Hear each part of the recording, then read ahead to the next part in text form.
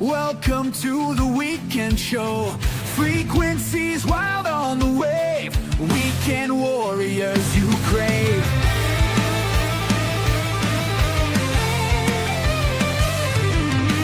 Static crackle, stories fly. Heroes born and never die. Ham radios, they never sleep. Tune in now, secrets keep. Weekend warriors on the line. Echoes of a battle sign. From the front lines to your ear, here's your show now, loud and clear.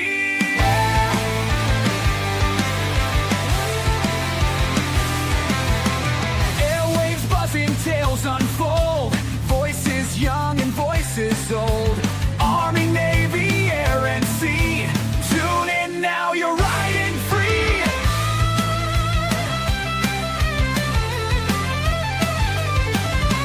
Mic on loud, our crowds roar. Every tale you can't ignore. Through the static, truth will shine. Tune your dial, it's time to ride. Weekend warriors on the line. Echoes of a battle sign. From the front lines to your ear, here's your show now, loud and clear.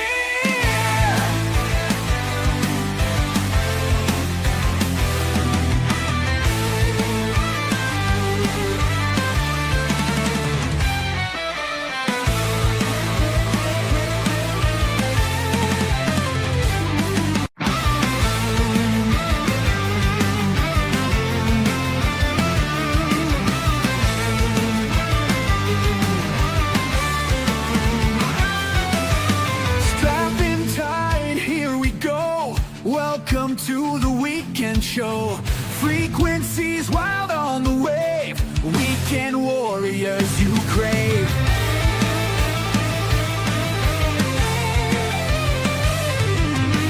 Static crackle, stories fly. Heroes born and never die. Ham radios, they never sleep. Tune in now, secrets keep. Weekend warriors on the line. Echoes of a battle sign. From the front lines to your ear, here's your show now, loud and clear.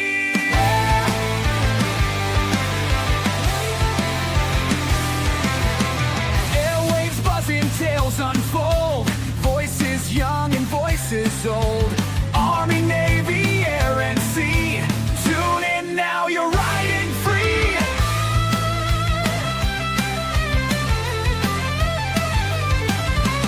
Mic on loud, our crowds roar. Every tale you can't ignore. Through the static, truth will shine. Tune your dial, it's time to ride. Weekend warriors on the line. Echoes of a battle sign.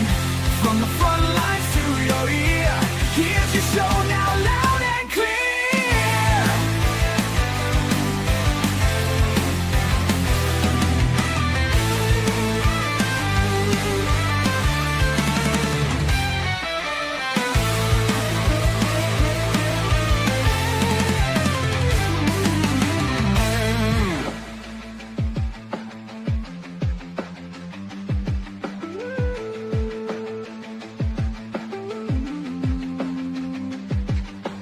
Mic on loud, our crowds roar.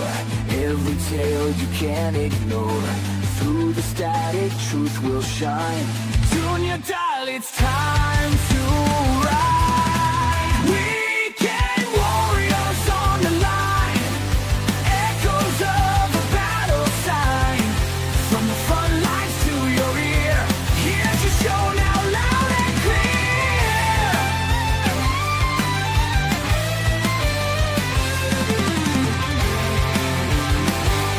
Weekend warriors on the line.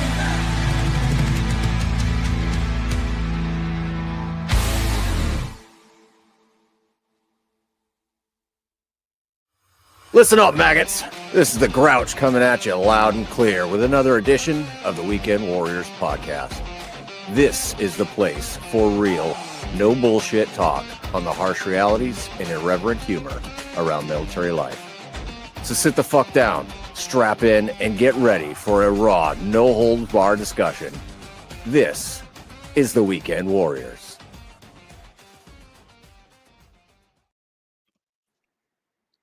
All right, there we go. Weekend Warriors live. Well, good evening, guys, and all the viewers out there. Appreciate you joining us for this second live edition of the Weekend Warriors podcast. I'm your host, The Grouch, and join with me today, we've got Anthony, the Technical Ham. What up, guys? We got Berto. Hello. Can you hear me? I didn't do it. Yeah, your audio's a little low. Yeah, it's what happens when you show up late for the party. Yeah, I did. I was gonna say. It's all right. I can turn you up a little.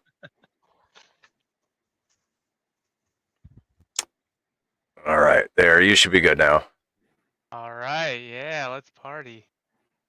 All right, and we also got Chris, Mr. Radio Rustler. What's going on, fellas? What's going on? So, right? say what? Is my sound all right? Yeah, you sound great. All right. You showed up. You showed up with enough time to at least do an audio check. You still sound stupid though. I'm sorry. What's that, Bruno? I can't hear you. I quit.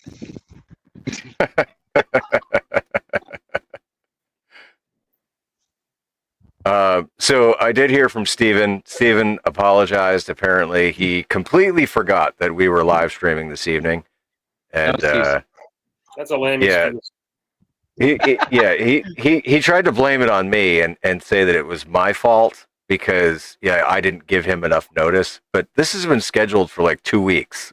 So Yeah, Well, but I mean, we if don't you- pay I mean, if attention you- to that. If he looks at his messages or on Discord or whatever. yeah, and I don't know. Have we heard from Cody? Cody said he was going to come. He just commented saying that he's rushing back from back to post. It'll be a hot minute.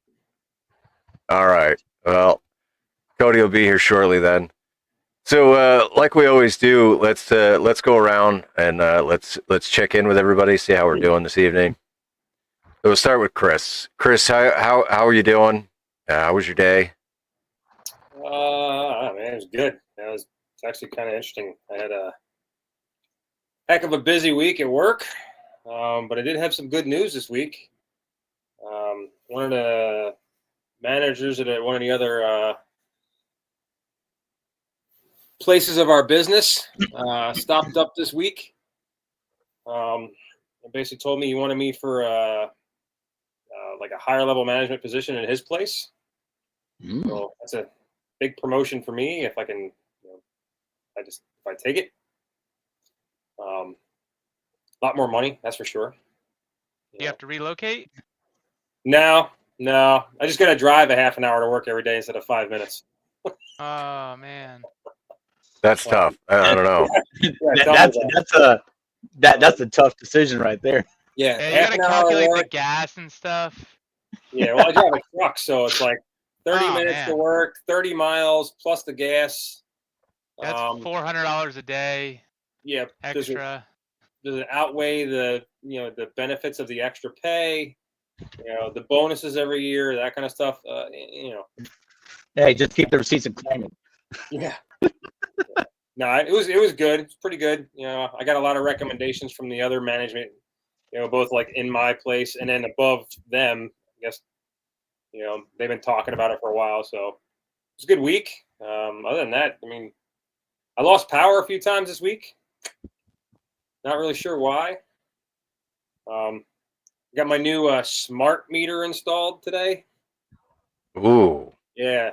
So we can talk about that one after the roll through of everybody. That's kind of interesting. I did a little reading on that. It's pretty interesting. But Yeah. other than that, Wait till you start getting RFI interference on your radio. from the Okay. smart meter. We'll talk about that if you want, because I looked a lot of that stuff up. It might actually be the other way. That's the problem. Maybe. Well, All right. Well, hey, I'm happy for you. I'm glad work things are looking up for you, and you had a great day. So that's fantastic. Anthony, what about you? How was your day? How are you doing? It was great. Spent last weekend camping with my oldest for Cub Scouts. That was fun. We learned real quick we need to own our own equipment instead of borrowing stuff, because borrowed up my stepdad's stuff, and he has stuff that's meant for like you just need something over you because you just want something over you while you're sleeping in the hot of summer.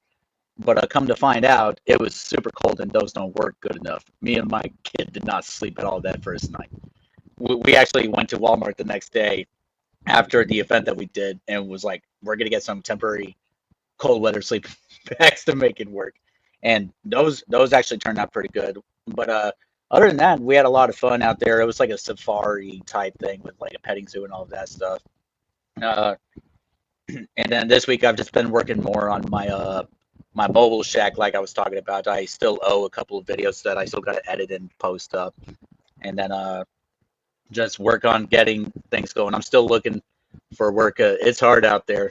Come to find out, what I thought was good experience from the military doing IT, it's not the same on the outside. It is not drastically different. Not even close to the same. Like I went in, I've had like 2 interviews and they talked to me and I was like, I don't know what the fuck you're saying to me.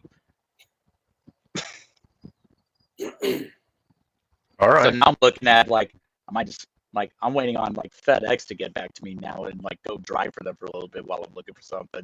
Or I'm looking at one, I got an interview on Monday for potentially a cable installer. It's a private contracting thing, like a 1099 contractor, where I'm like my own boss, make my own schedule, and my own tools, my own truck, and let's go install cables. Hey, you want fries with that? Hey, so I got a friend of mine who's a younger Marine. He got out I think 2012 time frame, somewhere in there.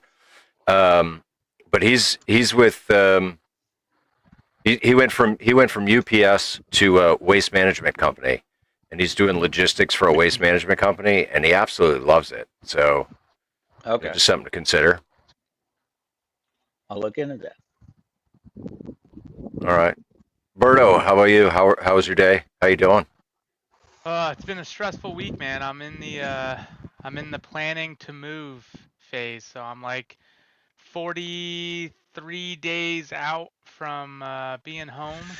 So there's a lot of planning and logistics that have to go into the Army moving all of my stuff, and they do not make it easy if you want them to pay for it. So it's extremely difficult trying to get money, and I'm on a plane in like, I don't know, 10 hours from now to go on a work trip. So I'm packing like crazy. That's why I couldn't. You going to any place cool? Yeah, actually. Going to Florida for 2 weeks, so. Nice. Yeah. So it's actually going to someplace warm. It's much better weather anyway, right? Well, I was thinking about it, and isn't it hurricane season? Or is that in the fall? That's in the That's fall. I don't know. Something's coming. Now, Yeah, now if hot you're weather. now if you're like back up here in South Carolina, there's been lots of fires. Started in Myrtle Beach, and now the mountains are on fire too. So we went from east side to west side in the state. Well, let's hope there's no fires. Let's hope there's no storms. Let's hope there's nothing. I'm considering bringing a radio, but I don't know. You got to bring a radio, man.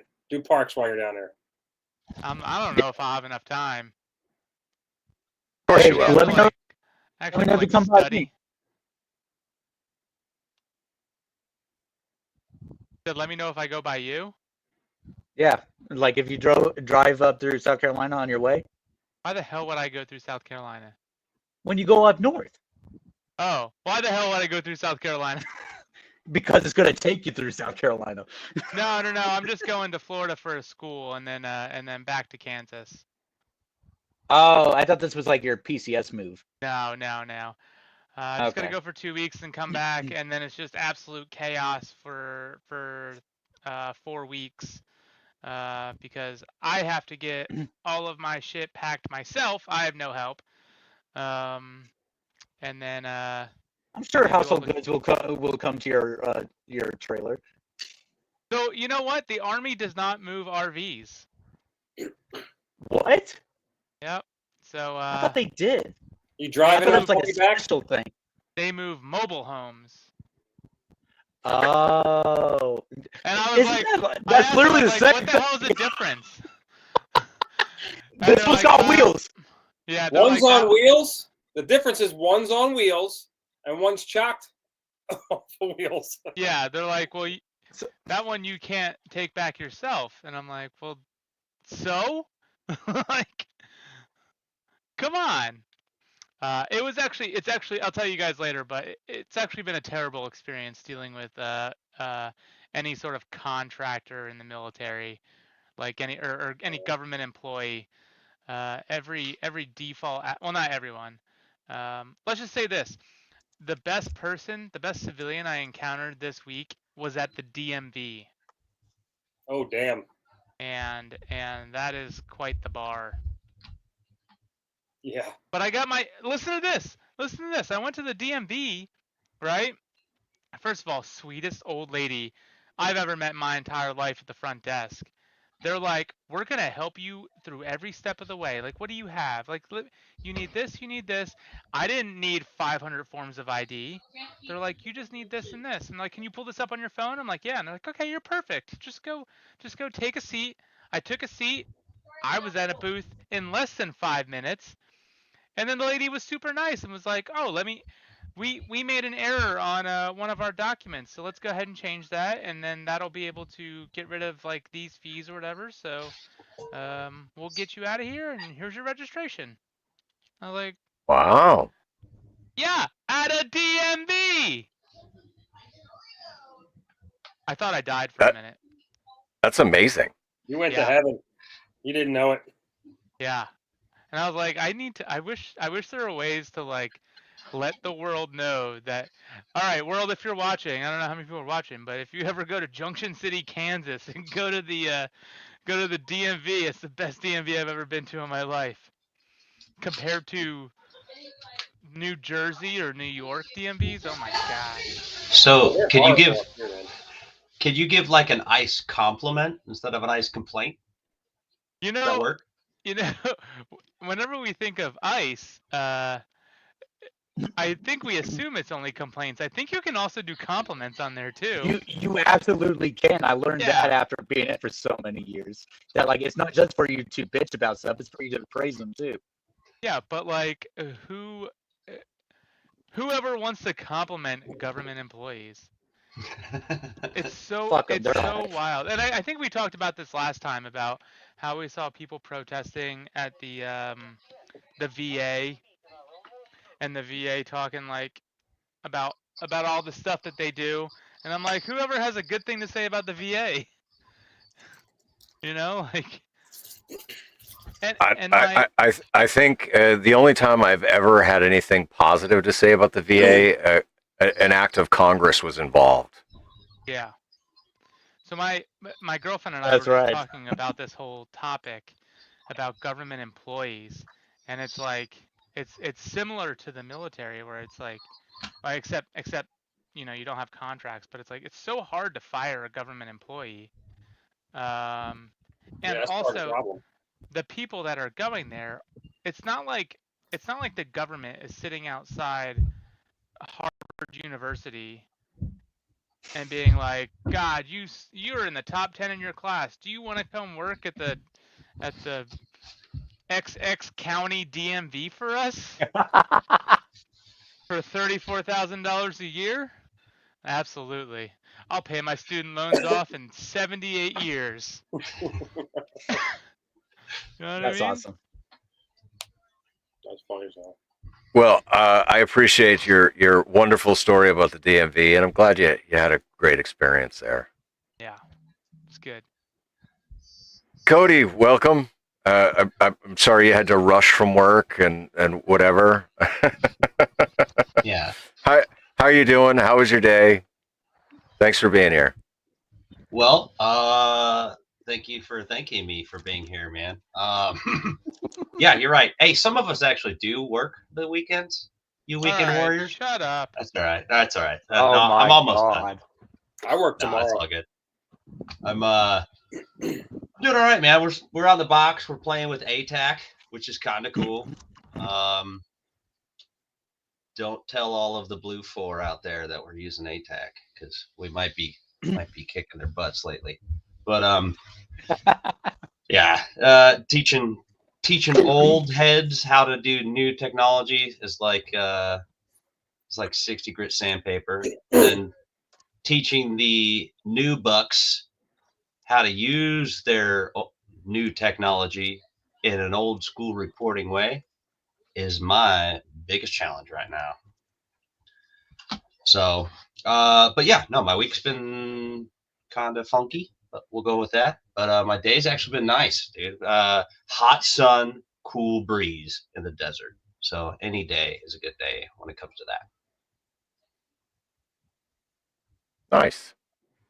Well, I'm glad you made it, and thank you for being here. What about you, Paul? You know what? Today was a rainy, cold, like weird day. Like it was like random snow on and off. So I was like, you know what? I'm just gonna. Yeah, I mean, it's just it is what it is. Like this is New England weather. Yeah, it looks like spring for a little bit at the end of March, and then we'll get another, 2 to 3 weeks of actual winter, and then it'll actually be spring. But no, I went and activated the park yesterday. So at least I had that to get me through today, and I figured I'd just sit down and do some video editing and and not really get a whole lot of anything done. And so, but what I did do, all right, if you notice on my screen, down in the little thing here, so that is the channel boss. And so it's a nifty little freaking game that you could play, and where if you subscribe to the channel, you purchase gifted memberships or super chats or any of that stuff. It reduces the health of the channel boss, and once the channel boss is knocked down to 0 health, whoever has contributed the most becomes the new channel boss. And so right now we've got Jonathan. I can't see it in this view. It's W5GI. He's the current channel boss. Okay. Is waning. He's down 165 points because of channel subscribers. So there's a possibility we could have tonight.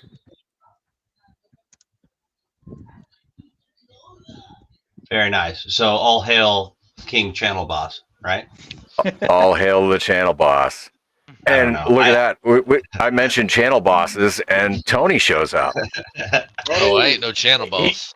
He's like, you summoned me? Unless it's the You meme summoned me? channel. Yes, he is the king of the memes. Tony, you look like you fight. Tony, you look like you fight pit bulls for a living. Don't worry, Tony. You know what? I'll defend you. Berto, you look like you eat Snickers upside down. And I literally just saw you eat one that way. You know what? Go back to your Irish pub there. Look, man, I'm still wearing my tan tee from work, okay? I'm working on it. Well, Tony, since you're here and we haven't moved past the intros yet, Tony, how you doing? How was your day?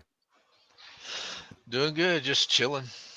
playing some Call of Duty earlier today. Yesterday I went and picked up a camper shell for the truck, so that's developing fine. Got the weather stripping, going to clean it out and try and get it sealed up tomorrow. How's the new truck? Oh, I like it. It's not 4-wheel drive, but hey, you can't look a gift horse in the mouth, right? What did you get? Well, I mean, you could always make it a 4-wheel drive. No, I'm not gonna mess with this truck like that. No, my dad's getting up in the area. He can't drive anymore, and he gave me his 2017 Tundra 2-wheel drive, and so I sold the Ram. You'll be much happier with a Tundra, even if it is 2-wheel drive. Hey Tony, did I just hear that right? Did you say the adage you can't kiss a gay horse in the mouth? What? That's what you heard because you're happy la la. Okay. I just want to make sure I got that adage correctly. But if it isn't, can you please explain to me what you said? And like, I said you what? can't look a gift horse in the mouth. Oh, lick 'em. Gotcha. Okay. I'm sorry, man. I've been in a Humvee all day and my screaming. Gotcha. Okay. Yep. So you're trying to say you lost your game of gay chicken today? I did not lose my game of gay chicken, and that's probably why I heard. He was about to prove you wrong. You can kiss a gay horse in the mouth. I mean, you can't leave does the have water. You can't do that, but you can kiss them. Yeah, I mean, Cody does have a cowboy hat and spurs, so Oh, maybe one of these days I might do live. He's got a rhinestone gag ball. Dude, that's the Cav Scout uniform right there, man. Spurs, Stetson, lights code of CLP. Jeez. So, all right. In preparation for tonight's show, right? I was reviewing, current events and things, figuring out like what we're going to talk about this evening. Did you see? I feel like I know which one this is. Hold on. Naked Florida man who killed a veteran deputy just hours away from retirement was sentenced to 45 years in prison. Jared? Yeah. So the article reads, a naked lunatic accused of intentionally ramming his car into a police cruiser will spend more than 4 decades behind bars for killing a veteran deputy who is just hours away from retiring.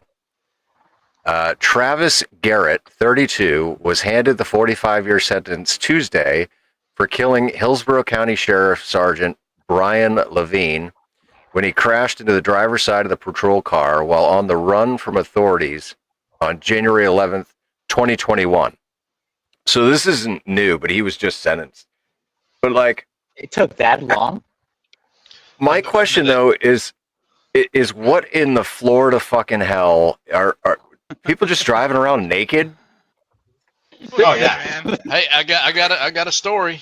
Of course you do. Oh boy. 1998, I was working in the Evans County Sheriff's Department down in Claxton, Georgia, and got into a car chase with a minivan that went into another county. Finally got it stopped, and it was a naked chick from Florida.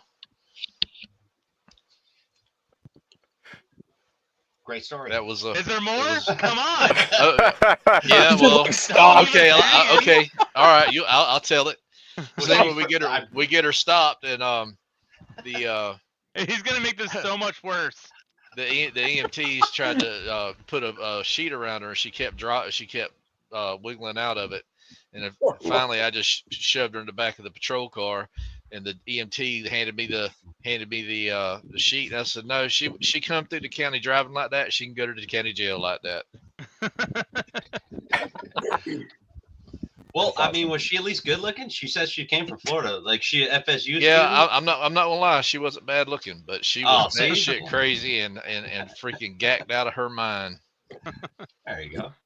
That's a win. She looked like Tony with hair. She almost That's ran me messed over. We got her boxed in, and when we went to leave the exit the patrol car, she missed me by Well, she actually hit me with the side view mirror. That's how close it was. See, I get it now. Tony had that pause right in the middle of his story because he's like unlocked a core memory, and he's like, "Yeah, I remember that was a young girl, dude." I mean, And when again, you talk about that'd be 1998, We tore the van apart and found it had a hidden compartment, but nothing was in it. Probably because she Yeah. fucking smoked it all or whatever. So All, so Paul, all I this- gotta say is that's messed up. Right. Yeah. yeah. Paul, so the naked Florida man drove into the vet, right? Took a while to sentence, man. The guy is 32 years old and he was sentenced to 45 years. so Now- like, Not That long is- enough. Well, so yeah, agree, right? But across the whole planet, generally, we're saying that a life sentence is 25 years. They call it 25 years to life. And then, like certain places, certain countries, like Australia, 25-year sentence is considered a life, right? Like you get 25 to life is at 25 years you get out, right? That I mean, you got to Well, think. you also like, got to how much remember is- Florida's a death penalty state, so the only Yeah. way he got wiggled out of that is they probably hit him up with voluntary manslaughter instead of murder. So I mean, he's 32. I mean, if they give him like 45 years no parole, he's gonna be halfway to wheelchair by then, you know. So He's, I mean, he's literally at retirement age at that point. Still not long enough. he's 70 something. Yeah, not exactly. I don't know. I mean, if he's old enough to get a license again, when he does get out, that's probably not a long enough sentence. I mean, you got to think about it though. Like 25 years, like yeah, that could be considered life because you know how much you're missing out that's happening on the outside world. Yeah, that's the idea You're behind gonna it. come out and be like, "What the fuck?" Dude, a lot changes in 5 years, let alone 25. Exactly. Yeah, like man. think I mean, about look, think about like how much things have changed since like COVID 5 years ago. yeah. Could you imagine if you went into the pen back in like 2000, right? And then you get out nowadays and you find out that like, holy crap, Fiber, dude. Yeah, fiber's the nobody- thing. yeah. Nobody's meeting each other in the bar anymore. They're just getting on a Tinder app and they're getting hookups. Like, what happened to the dating scene back in the day, man? Well, that could be some wild shit, you know? They come up. Wait, how are you on the phone and on the computer at the same time? Yeah, right. So I'm reading the article and they said he pled guilty to second-degree murder, fleeing to elude, serious bodily injury or death or battery on a law enforcement officer, and resisting an officer with violence and criminal mischief. So I think they just like stacked it on top of him. And you only got 45 years for that? Right. Because he That's pled- what I'm because he pled saying. guilty. It was a plea deal, 100%. That's crazy. Because if he pled guilty with all of that, yeah, that was a plea deal. So I did see It's still okay, boys. It's still half a fucking century. Well, okay, Come on so I mean, You should you're be right. checking out of the gene pool. So you are right. Oh, That's happening. Trust me, That's, he's you got to going think in about it though. that gene pool. You got to think about it though. If he did a plea deal with something like that, he's probably not going to be in there the full 45. There's probably something like he'll get out Yeah. in X amount of years. Well, see, and that's something I don't agree with, right? If it's Good going to be behavior. 45, yeah, if it's going to Yeah. be 45, a legit 45 with no parole, right? I think it's fair. Chris has thinks it doesn't, but I mean 45, dude. The dude will be 77 years old when he gets out. Doesn't So- matter. So I did just see this on the news the other day that the person. Do you guys remember Selena? Yeah, that lady that killed her. Yeah, the lady that killed her. She was up for parole and they denied her. And it's Yeah. been You like know what? 20. You know why they denied her? No, not like concrete, but I can imagine. I mean, other than the whole reason she was in there in the first place. If you read deep enough, they denied her because the minute she got out, they were going to kill her. So that was believe more for too. protection. She's already had death threats in prison enough to where they got to keep her separated from a good portion of the population. The minute she gets out, there's still going to be somebody waiting for her. Selena was huge in the Hispanic entertainment industry. She was huge. Oh, absolutely. Yeah, so it's been, let's see, it's been 30 years since She was killed. murdered. Yeah, and denied her parole. And this lady's got to be old as hell. And you look at her, and I mean, she can't really do much anymore. But And then you get people like Casey Anthony who killed her kid. And now she's going to be a lawyer for advocating for kids. Wait, what? plot twist. Right? Like, how much sense does that shit make? Oh yes, I would like to hire Casey Anthony to help me with my child custody case. No. Talk Yeah, about the but she's Turner. gonna say, but she's gonna be great. She's gonna be like, well, Your Honor, first of all, they didn't kill them, so I mean, when we look at the scale, right? You know, like, oops, I was here. Talk about the turnaround with God, with that. Oh, that doesn't matter what God in this one. She's going to hell, and then some. Yeah. There's a special place in hell for people who kill children, injure children, and animals. Yeah. There's a special place in hell for them people. Yeah, it takes yeah, it's different though, Robert. Like, it's different. You know, animal cruelty versus, you know, like hunting for sustainability and for food, like, it's different. I think that there's literally something broken in these people's minds, like, and they get off on abusing kids and animals and you know, weak people, right? And you see it more often now than ever before. Like, senior citizens are getting attacked on a daily basis, kids and women and children. Like, what the fuck is going on with this world? Lack of accountability. And a good Yeah, ass. and nobody's holding these people accountable even when they're caught in the act. It's lack of accountability and a good ass whipping as a kid. Quite frankly, you know, it's the you know, touchy feely. Oh, I can't discipline my children because I don't want anybody to think bad of me. I can't tell them they're doing wrong. I can't say no to them because they have to have everything that everybody else has, right? And then when they grow up, that's what they expect in life. They expect nobody's ever going to tell them no. They're going to get everything they want. They're going to throw a tantrum about it. Nobody's going to do anything. The problem is those tantrums go from, you know, stomping your feet and, you know, screaming and yelling as a kid to, as an adult, you have more options. You can be violent. You can be, you know, you can hit people and attack people. And because there's still no accountability, there's no consequences. Right? Like, remember that knockout game a few years ago, like where people just walking around punching people in the head and not trying to knock them out? The people I remember who that doing that, they just get let out. You know, no consequences.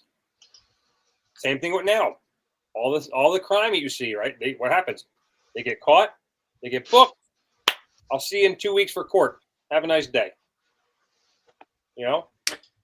it's almost like we need an alternative to jail. Something that is enough of a deterrent that it would stop people from making these irrational decisions that, you know, choosing to commit violence and destroy property is an option, right? Yeah, but none of that's legal in the United States. I think the cemetery would be a good option. You know, I mean, like, bottom of the ocean, though. But so what do we do though? We say everybody that firebombs Teslas deserves to die. Like, No. it doesn't seem equal. But there's got to be a different option than jail, because why should we, as taxpayers, then pay for their food, clothing, and shelter for the next however many years while they're incarcerated because they're fucking being stupid? You know what I mean? Well, where do we draw the line? I mean, we're the land of milk and honey, right? Red, white, and blue. We're not a big fan of chopping hands off, right? When somebody does something wrong. So like, where within the first and the third world do we need to fucking find the happy medium there? Bring back You the know? chain gang, man. I mean, Ooh, there's a lot of indentured servitude. There's a lot of there's a lot of fucking bridges. Our infrastructure's crippling right now, man. We need to build some new shit. Yeah, but here's the question, Cody. Do you really want those kind of people building your bridges? Depends on who's in charge of them. Now, if it's those fucking silly bean counters that do the bureaucracy bullshit, and then next thing you know, all right, you got fucking bunch of the bean counters don't know how to politic, right? So the bean counters are like, I'm worried about the money, and the politics in the middle, and then the soldiers, or excuse me, the indentured chain gang servants, right? They're end up running the fucking show. So you don't want that. Most state Department of Corrections have what they call mobile construction crews that go around building parts and fire stations and things like that for counties that have lower a lower tax base and can't afford that kind of stuff. Ooh, you know what? I'll tell you, that's where California actually did something right. They have the inmate wildland firefighting teams. Yeah, Nevada does the same thing. So Georgia has inmate firefighters that they build these fire stations in these remote areas, and they're housed by it's basically fenced in like a little mini jail, but when they get a fire call, they go to these rural areas with like these big silos where the local volunteer fire departments can't afford like a ladder truck. Yep. They have a ladder truck. They'll respond, and they wouldn't be able to get out of prison to be a firefighter, even though they've got all those certifications, but they have recently changed that to where they can actually get out and actually continue doing what's motivated them. Right. Yeah. That's I think that's a good thing, right? There are small pockets within the DOC that like is actually doing it the right way, right? But it's the rest of it that just makes it all. See, when I mean chain gang, I'm talking about you take them out and you make them clear these ditches. You get them out there with a sling blade, make them freaking, what they called the yo-yo in prison. And instead of giving them gas-powered weed eaters, you get them out there swinging a yo-yo, cutting down the damn, So we're talking about like hard labor, basically. Hell yeah. Hard labor. Yeah, absolutely. Hey, hard labor's still a punishment in a court martial. I actually got to witness. I got to witness one time. Really? Somebody getting sent to Leavenworth to make big rocks into small rocks? No, actually, they gave him a buffer. They did not kick him out. They said you will be sentenced to 30 days of hard labor in the unit. What is that defined as, though? Yeah, so, like what? No, and here's what we did. Right, you're exactly right. Breaking rocks. I shit you not. We were in Korea, and we went up to gunnery up at Rod Range, and this kid, he was a smart ass, man. He was the typical barracks lawyer. He's like, I'll get out of this Article 15. I'll just do a damn court martial. Well, he lost. Oh, he did that. But it was at the time that like his infraction was not typical of something you'd be kicking someone out. Typical of something you get, feel great. I'll go 15 to. But he's like, all right, you know what? You want to be petty about it? We got to involve the lawyers and everybody else. The fucking army got a pound of flesh out of him. So he went up to gunnery. He didn't defect to North Korea? No. But we went out to gunnery. We're all doing a month up at Rod Range, and from 6 a.m. to excuse me, I got to get right. 6 a.m. to 2100, right? From 6 to 9. He spent every waking moment, except for the eating a meal, breaking a big fucking rock with a sledgehammer. They gave him gloves, iPro, bunch of water, and just fucking banging on this rock. You can't handle the truth. it was right out in front of everybody, right in front of the talk. So all the higher ups got to see him constantly all the time. So there was no like I'm in the back corner doing, cranking away on this rock. No, everyone, very visible thing. And I'll tell you what, for about 6 solid months in that unit, not a fucking single person did anything wrong, right? Everyone kept going. Everyone was fucking scared. Yeah. All right. They're like, dude, did you see fucking Smitty, dude? He had to bang a rock the entire gunnery, man. Like, yeah, it was good. And so it was like one of those just perfect moments of hey, we need to make an example out of somebody. And I was Here's like, a question. Here's a question for you, Cody. Did it fix the problem? The problem for the soldier? Yes. Oh, absolutely. Oh, it fixed the problem for everyone, right? One, the command team got to see how long the process it takes to get a court martial foot going, right? Especially for something silly, right?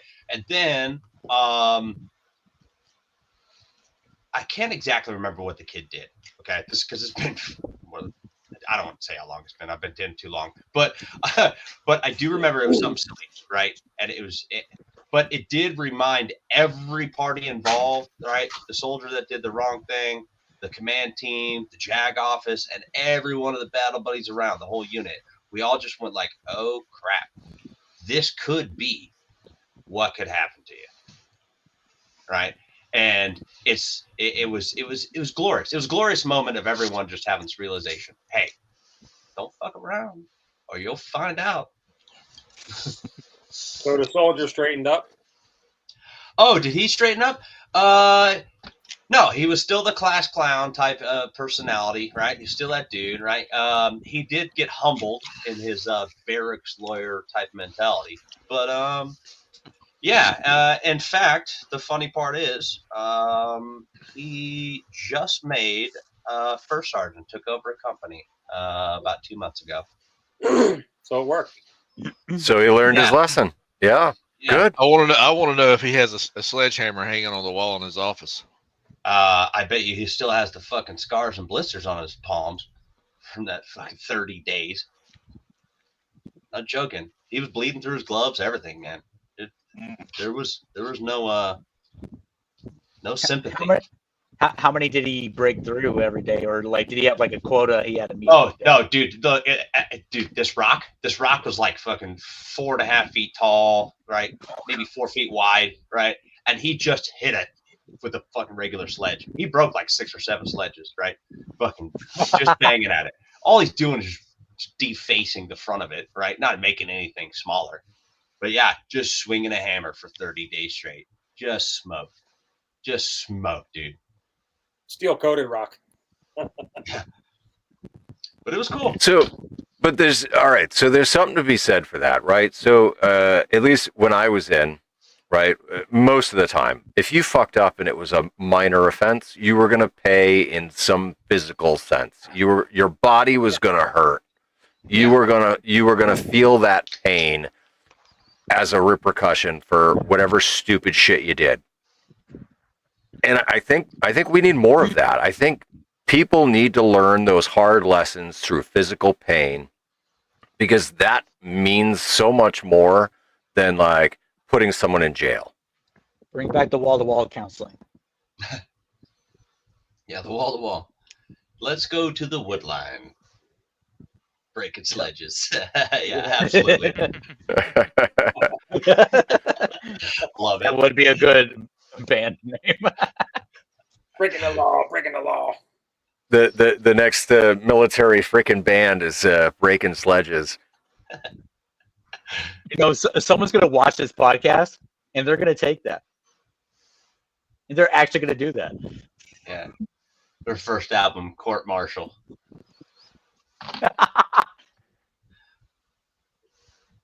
We got to get better with the punishment fitting the crime too. I agree. You know what? Today I had to talk. I had to talk to a soldier, man. He's 27 years old, right? He's a specialist. Oh God. Great dude, right? Really, he's a hard charger. He's let's call him a tough ranger. not a smart ranger, tough ranger, right? He's not an ASVAB waiver, but he's right on the cusp. Anyways, I had to sit him Scored a down, 31. man. Yeah. I had to sit him down today, man. Oh, smart man. I had to sit him down today, and I brought something up, man. I was like, hey, do you know what learned helplessness is? And he looked at me goofy. And I was like, look it up real quick. He read out the Webster dictionary of it. Had no clue what those words meant. And I was like, here you go. You know, I gave him the analogy of like the fleas jumping in a jar, right? Finally, they hit the lid. And that's how tall, that's how high they can jump. But he came to me with a problem and just absolutely zero solutions, right? Monday, he needs to get a lot of stuff done. But he came to me with a problem with absolutely zero solutions. And I was like, man, I'm not the best parent out there, right? But my 12-year-old comes to me with a problem. More than half the time, he already has a solution or some weird excuse on his tongue, but he has a solution to come with his problem. And soldiers nowadays don't have that, right? They don't have that kind of some of those life skills that takes like, hey, boss man, I got this huge problem and I need this time off and that time off or whatever to go do something. And here's my plan. They always forget the last half. And it's really frustrating to try and coach that and teach that and mentor that into someone, right? You're instilling, the first 20 years of their lives that should have happened. But again though. Yeah, but when it comes to like punishment, right? Can I punish that kid? I'm calling him a kid. He's 27 years old. Can I punish that young soldier, right? And for just coming at me sideways, or can I punish him for just not doing simple little shit? No, it's because no one trained him from birth till now. So there's some fault in everyone in the entire chain, bring it back to parents and everyone else. But where the punishment should fit the crime, Chris, I do agree with you, right? We should kind of smash the little things, nip them in the bud quick, right? Before they become a new norm, a new standard, right? That's the frustrating part. We do it with ourselves too, every single day. Yeah. For sure. Yeah. Dude, if I let myself get away with something, that becomes the new standard. Right? And the more that you reduce the standards, the more the standards continue to go down, and the more that everything else continues to go down as well, as we've seen with the military over the last 20 years. Oh, yeah. Although, I mean, hey, look at the Department of Education, right? It was instituted in, 1978, something like that. It was Jimmy Carter's era. And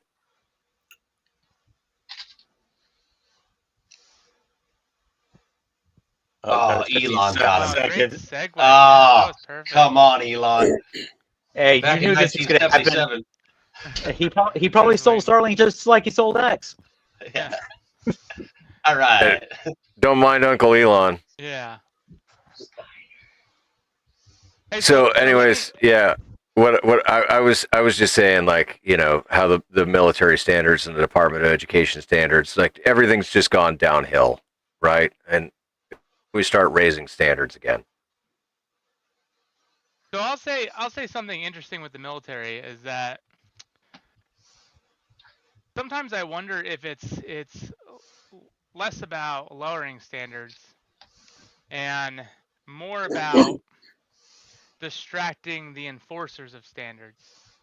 So like today, the average NCO has so much more to worry about than we say back then, right?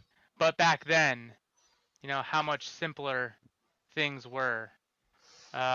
Because I see, I'm not saying that it's not entirely, like some people don't give a fuck, but a lot of leaders, there's a lot of people that work 100% capacity, just nonstop going, but it's always on to the next thing that comes up. That every one singular thing doesn't get the attention that it needs. I mean, I know there's plenty of times now that I'm in the position where I'm just like, I don't have the time in my day to address this problem, so I'm just gonna walk away. Yeah. You know, like it happens a lot. It's just like I don't have the time. It's the whole do more with less mentality.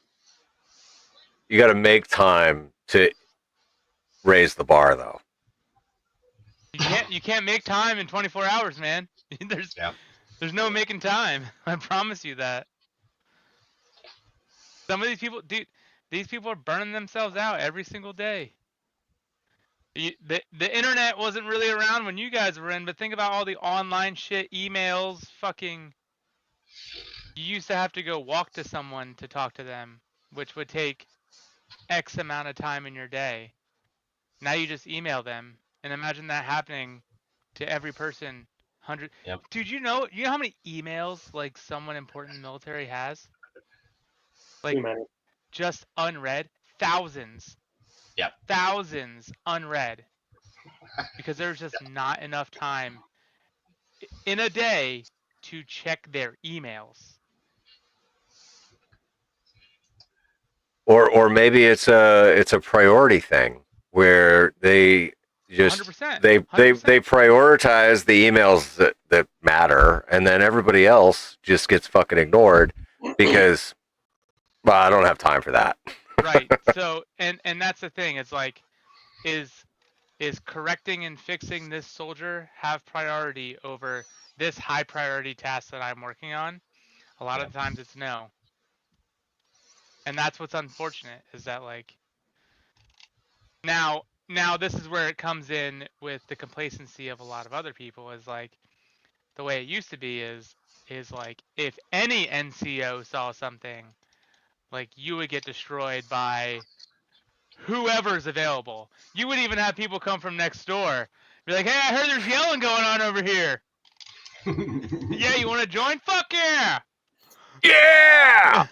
Yeah. And that's the difference. People shy away now. So I do think it's two part. The ones that are trying, just there's not enough of them anymore, and they get burnt out. Because like, if half of them are trying and half of them are not, Yeah. it's a losing battle, man. All it takes is like 2 people to not care, because they'd be like, "Oh, so and so doesn't care." Yep. Like, well, I'm not fucking them. I Oh, think this is bullshit. I think people lost the whole portion of perspective about things that are important versus not important right now. It used to be, and you're right, you know, Barry, like when we were in the emails and all that stuff, it didn't exist as much as it does now, right? It was like, you know, a few emails here, maybe a few phone calls, but pretty much everything was paper. You know, you had to walk down, you know, down the block or around the corner or walk over to squadron from the boat or whatever else you had to do, right? Like you weren't like shooting off messages and stuff, you know, as emails. Like you took Send a runner. paper and walked over to squadron, which was like 20-minute walk if you were on the other side of the shipyard, you know. But I think people lost perspective on what is important versus what is not. So when everything became important, everything had to be communicated. Even if it was the most minutiae thing there, is like, I got to go tell this person about this. So what happens is, like you said, everybody gets burnt out because now they're trying to filter through all the important stuff. They see all the other stuff in there, like, this is just too much. I'm getting overloaded. I don't know what to read now. I don't know what's important, what's not important, because everybody thinks everything's important, right? You basically get information burnout because of it. I can see how that could happen. Yeah. Well, okay. Let's prioritize some important things here, right? Standards and discipline. Okay. Are they important? Absolutely, right? It's the foundation of our military heritage and everything else in between, right? But I go with this analogy, right? What is the business model of the Department of Defense, right? Oh, well, at least the Army, right? What's our mission statement, is to engage with and destroy the enemy, right? If we are not doing everything every single day to either do that or practice doing that, then it's some other little silly distraction. So I have changed. My priorities have shifted over time, right? I used to be just the meanest, ugliest corporal on the planet, right? If I can, like, your uniform, all this stuff, right? Like you couldn't get within 100 yards of me, and I was just nailing people for just looking weird, right? Looking infraction, uniform infraction type stuff, right? Hey, your gig line's not straight. Yeah, all that, right? But the thing is, right? If you do that to certain individuals who their priorities are different, right? They don't see it as a functional part of what their job is, right? If Uncle Sam paid them to go get dirty and drive a tank around, right? That kid don't give a shit about what if his boots are shined, right? He wants to go be the baddest tank driver or tank fucking mechanic on the planet, right? And you're gonna get dirty. You're gonna end up doing that. So there are times to look pretty and times not, right? Now that I think is something that we lost, right? Where there are times to have a good straight uniform, to maintain some fucking solid discipline and all that. And then there's time to go get some shit done. That is the key that we've lost. You're muted. Well, Have you guys? Go ahead, Paul. all right. So I was just wondering, right? So like, now I was a 63 Bravo in the National Guard towards the end of my time in, and now as a Marine before, like I always took pride in my uniforms. And so, like, I would go to drill weekend with a starched, pressed, like, crisp set of BDUs. And then when it came time to work on things, like, those BDUs came off, and I put coveralls on, and I did all my work. And then when I was done my work, I took my coveralls off, and I put my starched, nice BDUs back on, and I looked shit hot, right? So is that all gone? Like where like now like they'll just work in their shit fucking BDUs and then walk their happy ass. Yes, for the most part, here, yes, but people do yes, still here's have why. coveralls. Dude, yes, and here's why, Grouch. Because what Chris is saying and what Berto's saying, because the email monster moves faster than the human. Because even though you just got done with your shitty detail, right? Your dirty jobs. Hey, John, bro. Right? But micro, right? The next silly email has got you on another task, another thing, right? It's very difficult to prioritize the hours in a day and the limited time that we have it with it to just get some of it done. And that's it. The information flows faster than the body can do it. And everyone's priority is a priority. And I have so many things to say about this. I remember our uniform inspections were Monday mornings, right? Oh yeah. First formation Monday morning. What also happened right after first formation Monday morning? Motor pool maintenance. PMCS. Motor pool maintenance. So we'd be in these fresh fucking uniforms. And then they didn't give us anything to change into. And then if you did have something that you could wear, like coveralls, you had to wear it over top of your uniform in Georgia. So it's like, what the fuck? I'm already dying anyway. I've been in the units where like so with airborne, because they wear the berets instead of the regular PCs most of the time. Don't start. Like when you're in the motor pool, they want you to be in the field uniform, which is PC and like a subdued flag or IR flag, whatever you got. But then as soon as you leave, color flag comes back on, you're putting your beret on and all that stuff. Oh, but during the morning formation at the motor pool, before you actually start everything, you're in the motor pool. But because it's a formal formation, color flag and beret. And then as soon as it's over, all right, change your hats and everything. And I'm like, what are we doing? We're Hey, you know that we're going to that do used to be a normal thing, man. We used I to. know. I mean, like, Cody, that's you been my remember whole Black time Berets, in. right? Yeah, I remember Black Berets, and actually I remember the Constantly going Sergeant back and Major. forth. Yeah, Yep. the Sergeant Major that started that. We don't do those black wool cozies that we wore on our head. I hate the Black Berets. After I went to a non-airborne unit and I put it on, like, I was so annoyed with how stupid short the Black Beret was that I was like, this is enough for me to be like, fuck Lakeland, take me back to the airborne. It's Just weird. because I don't want the It's just like beret. a red beret, but a different color. It's a different length. It's a different size. Oh my god. Not if you do it right. Fucking airborne people. Like, I kept like pull and tugging on the Black Beret. Like, if I pulled anymore, it was gonna rip in half. And I was like, where is the rest of it? Oh, let me tell you. All right, listen. My black beret was shit hot because I learned from a ranger on how to properly dress my beret. And so, like, I shaved it and I washed it and I got it wet and I pulled it and shaped it. And Yeah.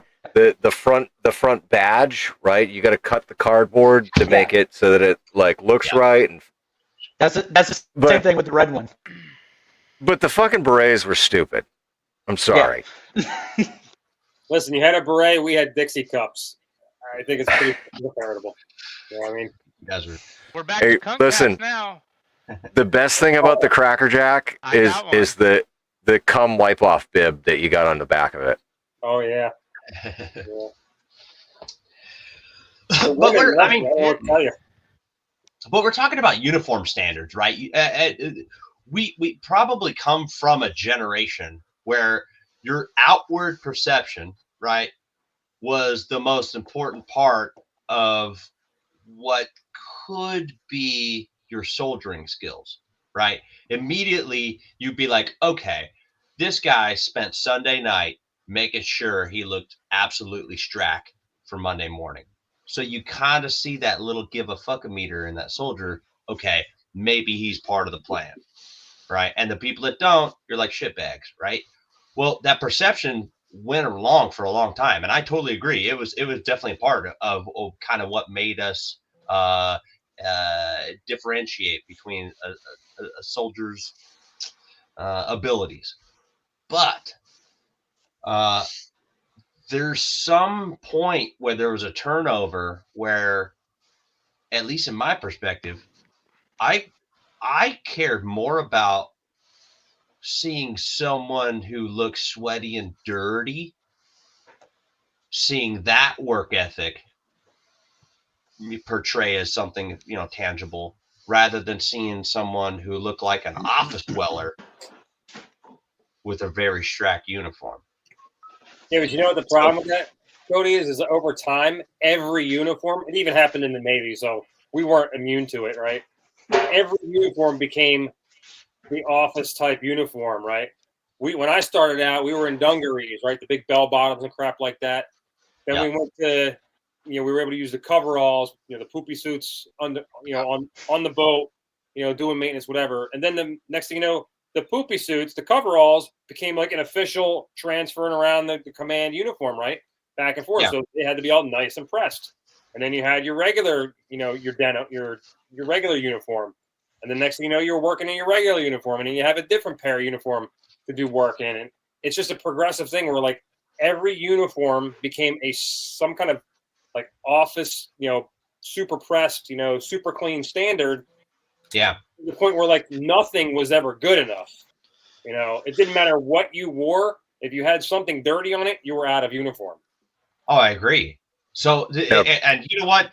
All you guys in the Department of the Navy, all right, I'm including you crayon eaters, you guys have the best looking shit ever. Okay, I got a hands down. You guys have the best shit ever. Well, but you got too many, dude. You got too many uniforms to take care of. Yeah. Right. But Chris said something important that there used to be an office uniform and a get shit done uniform. And honestly, I think that if we were to try to change over the culture, Army's perspective now, office dwellers should probably be wearing some semi-professional suit, all right, or downgraded dress uniform, right? And the Class rest of us that Bs. are the rest of us that are getting Yeah. shit done, we got That's what they were. try your Class best to Bs, look Class good. originally Cs. ta- That's what Yeah. they were originally talking about for the Army, switching back over to something like that with the pink and greens, was wearing a Yeah. dress uniform for like in office work. But then when you go to the motor pool or something, you're back in your duty uniform. But the issue with that, at least in my perspective and like my experience of how my everyday work went, I'm in both the office and in the motor pool nearly every day at random times. I can't do that. Absolutely, brother. No, I totally agree with you. Right? I mean, this is only like a top 10% of soldiers, right? Of office dwellers that would permanently be wearing this. This would be like you're working at a major command and you're some like flag officer or something like that. No, man. No, it's regular old S1 up in the S shops, right? The HR guys. Okay. Maybe they show up on Monday in the motor pool to go PMCS their Humvee, but the They don't rest even of got the a week, Humvee. They got an LMTV. At least Yeah, the ones that I've whatever. seen. Yeah. Check their hand receipt. But I think that would be something that one, the office dwellers can take pride in, right? And then the rest of the fucking dirty boys out there getting sweaty, they might be able to appreciate to go, oh, okay, hey, this guy works in office, but he carries himself well because looks well.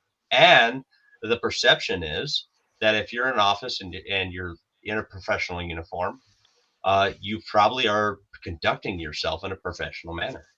So now now I sound like old school, So, but ultimately, I watched that. I want to get to a quick topic, right? I watched that fucking thing with those two generals, and they're talking about everything's, the mold in the barracks is a discipline problem. I'm calling bullshit. Always the go-to Right. that people do. That's not the issue, right? It's an ownership problem, a pride problem. That's the issue, right? That's the key fucking platform there, right? It's a priority thing too, Cody. It depends on the branch of service on where they put the resources. I got look, maybe it's because I was freaking BDU Army or whatever, but I'm telling you, if you're not fucking inspecting your fucking your fucking quarters and your fucking buildings and nipping that shit in the bud before it becomes a problem, that's the motherfucking problem.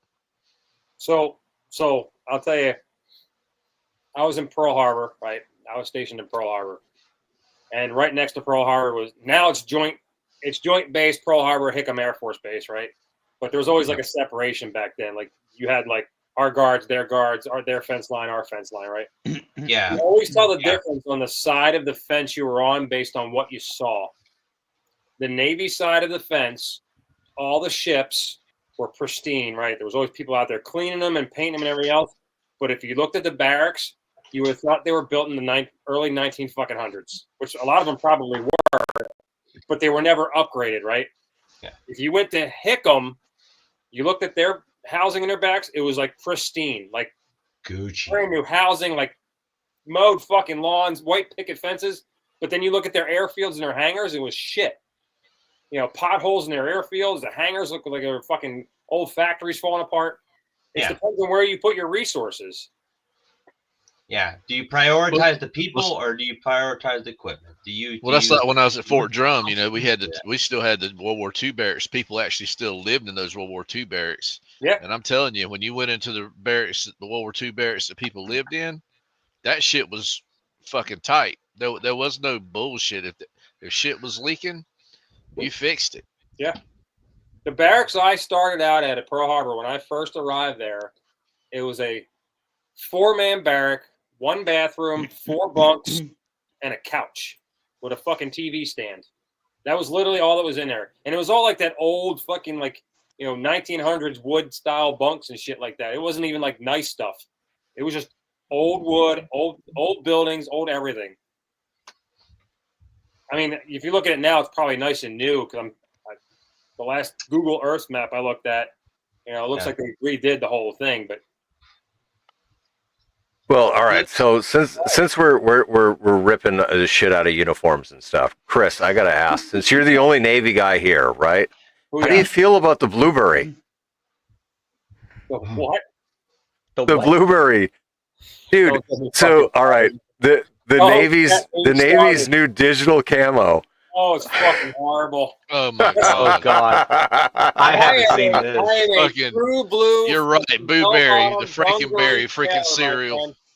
I am true blue bell-bottom dungarees, man. When I started, my fucking first pair of dungarees were, the old school dungaree style with the fucking dungaree shirt. The shit you see on the old movies with the bell bottoms and fucking Dixie. Yeah, man. That's me. Yeah, bro. Chris is over there looking like McHale's Navy and shit. Damn straight.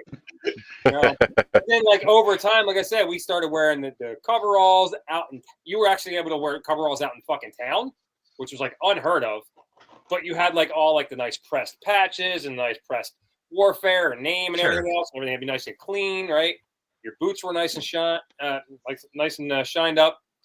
Then they started getting to like it was like a modified version of dungarees with straight leg pants with like the nice press shirt and stuff like different materials.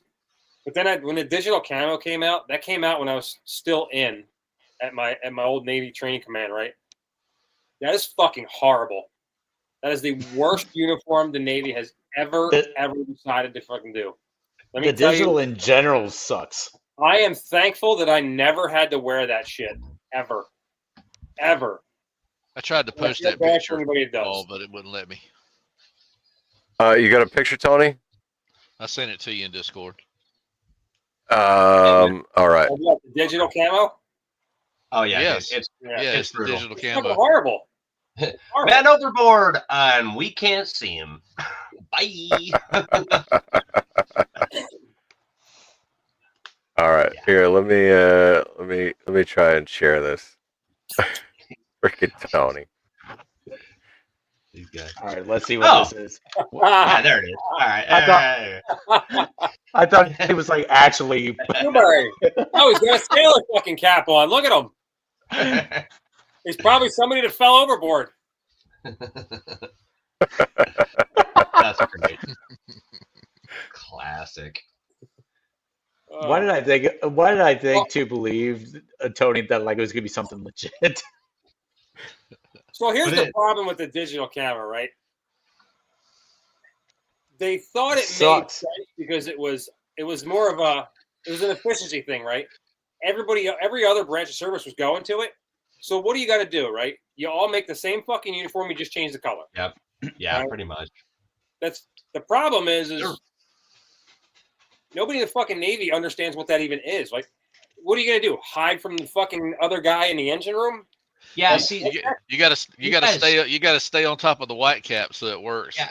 so the Navy dudes are always kind of in their own realm, right? I mean, because they're during the BDU era, everyone, Marines, Army, right, Air Force, everyone was rocking it, right? And it just made sense because I mean, Department of Defense just bought out this pattern and keep going with it.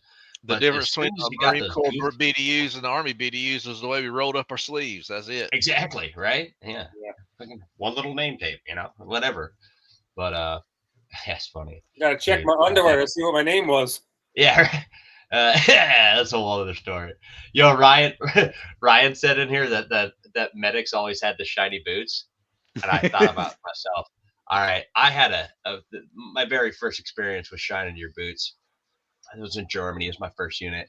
And we had this little Hispanic dude that would shine the entire floor's boots, right, on Sundays. He'd put them, he'd bake them in the oven, right? We weren't allowed to use the day room, right? He'd fucking make them shine as shit, right? So Monday morning, we're good to go. But he's like, he'd always say it with a silly little accent. He's like, hey, man, you so shiny, dude. You can stick your boot up and you can see up a girl's skirt and shit. Now, I'm pretty sure that's why all the medics had those shiny ass boots, man. You got the mirror toe coverings on them too. Oh yeah, just crystal, man. If you can't see your own smile on those bad boys, you weren't ready. Not for Just money. checking all the panties. That's what they'd call it, man. Shined ass, glossy, core frame airborne boots, panty checkers. Listen, I give you guys nothing but credit for you guys being in it in today's age, man. Because I'll be honest with you, I'm fucking too old and too bitter and just too set in my ways to. I would have never lasted today, and I recognize that fact. 100%, I'd been in trouble. Yeah. I had did get some in fun. trouble. I would have told I- one too many people to go fuck off. I basically did. It got bitched at by my higher ups for saying that to them. Yeah, well, Yeah, but see, that's the thing. You got bitched at, right? yeah, You know. Yeah. you weren't breaking. We You were weren't in. breaking a rock for 30 Well- days straight.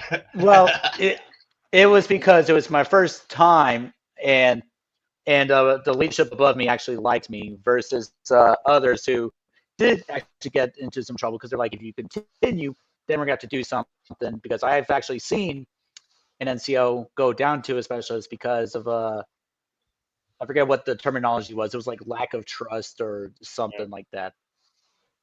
I will tell you one thing, and I'm not going to repeat the entire story because it's not appropriate for me to be talking about it. I have actually seen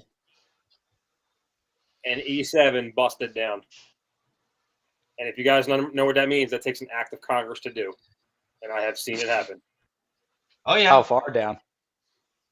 Far enough. yeah, all the way. Yeah. Yeah. Congratulations, POC. Can only imagine. I've seen that situation happen before. It's very unique. I'll share the story when we're not live, man. Yeah. It's one of the things you go, holy shit, you actually just saw an act of fucking Congress happen in front of you. Yeah. Well, nowadays, okay, you brought that up. We're talking about the act of Congress. It is not that way anymore, right? It doesn't take this, gajillion levels above anyone to demote a senior NCO down. It's only the first general officer in your chain of command nowadays. Really? And yep, first general officer does have the authority to take you all the way down. Does that happen? Almost never, right? Usually there's a lot of other, court stuff that's going on in order to get there. But yeah, have seen it. What did Chris put in here, man? He said the Air Force needs yellow and red lines to be able to hide on the flight line. Camel make just sense. They got that on a carrier. They're called Skittles. Well, so here's what's funny about that, and I'm sure everyone has noticed it. Air Force pretty much copies whatever the Army does for uniforms. Basically, they're wearing whatever we're wearing. Yeah, because the Air Force smart enough to spend all their money on their planes and all the rest of stuff. Exactly. The Army dumb enough to do like $1 billion fucking study. Yeah. And then they're like, here you go, Air Force. Study. Yeah. Now I will say there are some, very small amount, but some in the Air Force that camo does make sense, but that's because they're not hanging out on the flight line per se. Yeah, they're trying to hide from their bosses. What?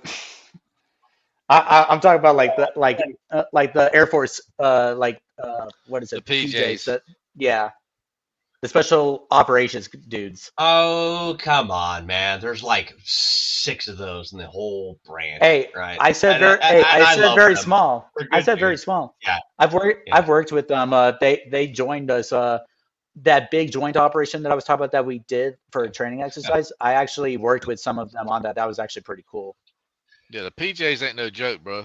Yeah. Oh yeah. They are 100% give a shit dudes. That's a daily thing, Chris. You know what? Okay. All right. So the PJs get camouflage in the Air Force. What do they call their MPs? The security force. Police. Yeah. Yeah, security forces. They need camouflage so that when they park their MP car down the road and take a nap, for like 5 hours during their shift, they need camouflage too. So you know what's funny?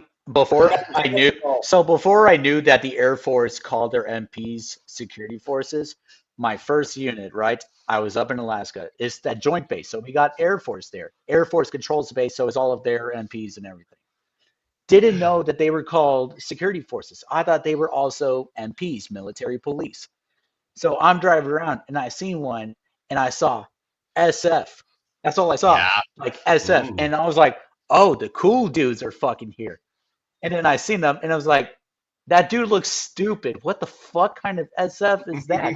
and then I go over and I see the other side of his car, security forces. I was like, Yeah. what the fuck is that? And I literally had to Google it. And they're like, it's the Air Force MPs. And I was like, Yeah. you guys are fake. You guys are fake. Hey, we I've got had an smoke experience control. before. I mean, that's about just as bad as the security force. They wear digital camo so we can't see them coming. Chris brings up a good point. Nobody wants the Air Force to have fucking guns. Yeah. You know what's funny? Everybody watching this is going to go, man, these guys really hate the fucking military. They're all trash. Oh my god. Honestly, No.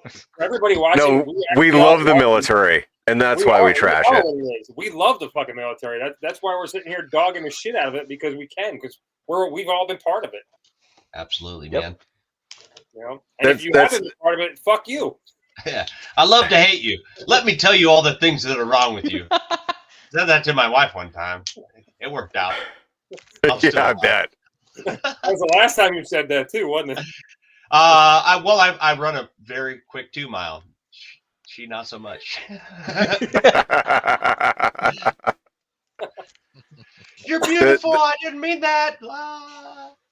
Oh. The most accurate freaking meme in the world, right, is the one where it's like a couple of military guys giving each other shit, and they're like, "Fuck you, you fucking fag," like, and the other guy's like, "Well, yeah, fuck you, you fucking suck a lot of dick too," and then the next picture, it's like, they're best buds, right? That's how we show each other love. Is by, making gay jokes and playing gay chicken and doing fucking all kinds of, just ripping on each other. Like, that's how we show each other we love each other. Yeah, your best friends are your worst critics. Yeah. Like I tell it. Look, I tell that to my soldiers all the time, right? And it sounds in modern times sounds demeaning and fucking wrong. But I was like, listen. If I stop making fun of you today, if I ever stop making fun of you or getting on your ass about some silly shit, Get worried. right? You should fucking worry, because then, in my opinion, I have just deleted you from my fucking repertoire, man. You're no longer even on my radar anymore. I don't care about you, right? Yep. You should be worried, right? Flat out. That's a good point. That's a fact. My guy that was my driver when I was in Fort Drum when we went to Somalia, I met him one time in Atlanta with his current whatever, and we started digging into each other right off the bat, and I was saying some pretty outlandish shit to him. You know how we do, and his girl's looking at him like, you gonna let him talk to you like that? It was hilarious, man. It was like we hadn't seen each other in like 30 years. It's like we picked up from yesterday. Yeah, absolutely. I'll see some random ass fucking face on the street sometimes, man, and I'll be like, "Hey, fuck face," And what's funny, I don't know about this for the rest of the branches, but something about the word or the title "fuck face" will get a soldier to turn around immediately. Oh yeah. Hey, I'll tell you something else that Is that me? The general public doesn't understand about the military, right? Is that you could take a group of soldiers, a group of Marines, a group of airmen, a group of Navy, and put them all in a bar. There's going to be a fucking fight because we're brothers, but we're going to fight each other. But you let a fucking civilian or somebody else come in and fuck with the other crew, we're going to all be on their ass right off the bat. Absolutely. No words spoken. Hell, even the Air Force might jump in on that one. We're just gonna scratch and bite and slap. It's funny. All of this is why, like, I realized going through SFLTAP, which for those out there who don't know, that is the transition process. You do a bunch of classes on like getting out and like getting out and coming like out? how to do a resume and stuff. Oh my god. I realized after going through it, because they teach you how to translate your military words to like civilian words and everything, I realized it's more for here's how to talk correctly in normal society, because otherwise you might get forced into a mental institute. You know what? I have a retort. Right? No. There is so much stuff in the modern army, and even actually when I was first joined, right, that is kind of taboo to say in the workplace. All right, I went back home for leave sometime, and I watched how some of my cohort, my people that I went to high school with, how they talk to their own coworkers in an office setting, right? And I seen just like so much shit, man. I seen like stuff like, because I'm hypersensitive to it, right? Because I'm in the army, and I'm like, holy shit, dude! Did you just say a sharp thing? Did you just sexually harass that lady, and she sexually harassed you back, right? And I'm over here like, geez, you guys say that to each other as coworkers? Right? We're in an office. We're not dudes fucking welding on a pipeline. And it's a weird dynamic, man, to watch some of that stuff. But in the motor pool, that's where we fucking get our bread and butter, dude. We're on par with the rest of society. But kind of weird watching that, man. So when you're talking about, the taboo things that we say in the army, or the taboo things that we say in the military, and the common world workplace, I'm calling BS on some of it. I mean, you can't walk in and be like, "Hey, fuckers, I'm here. It's Monday." See, that's What's up, fuckface? See, that's what I want to be able to do.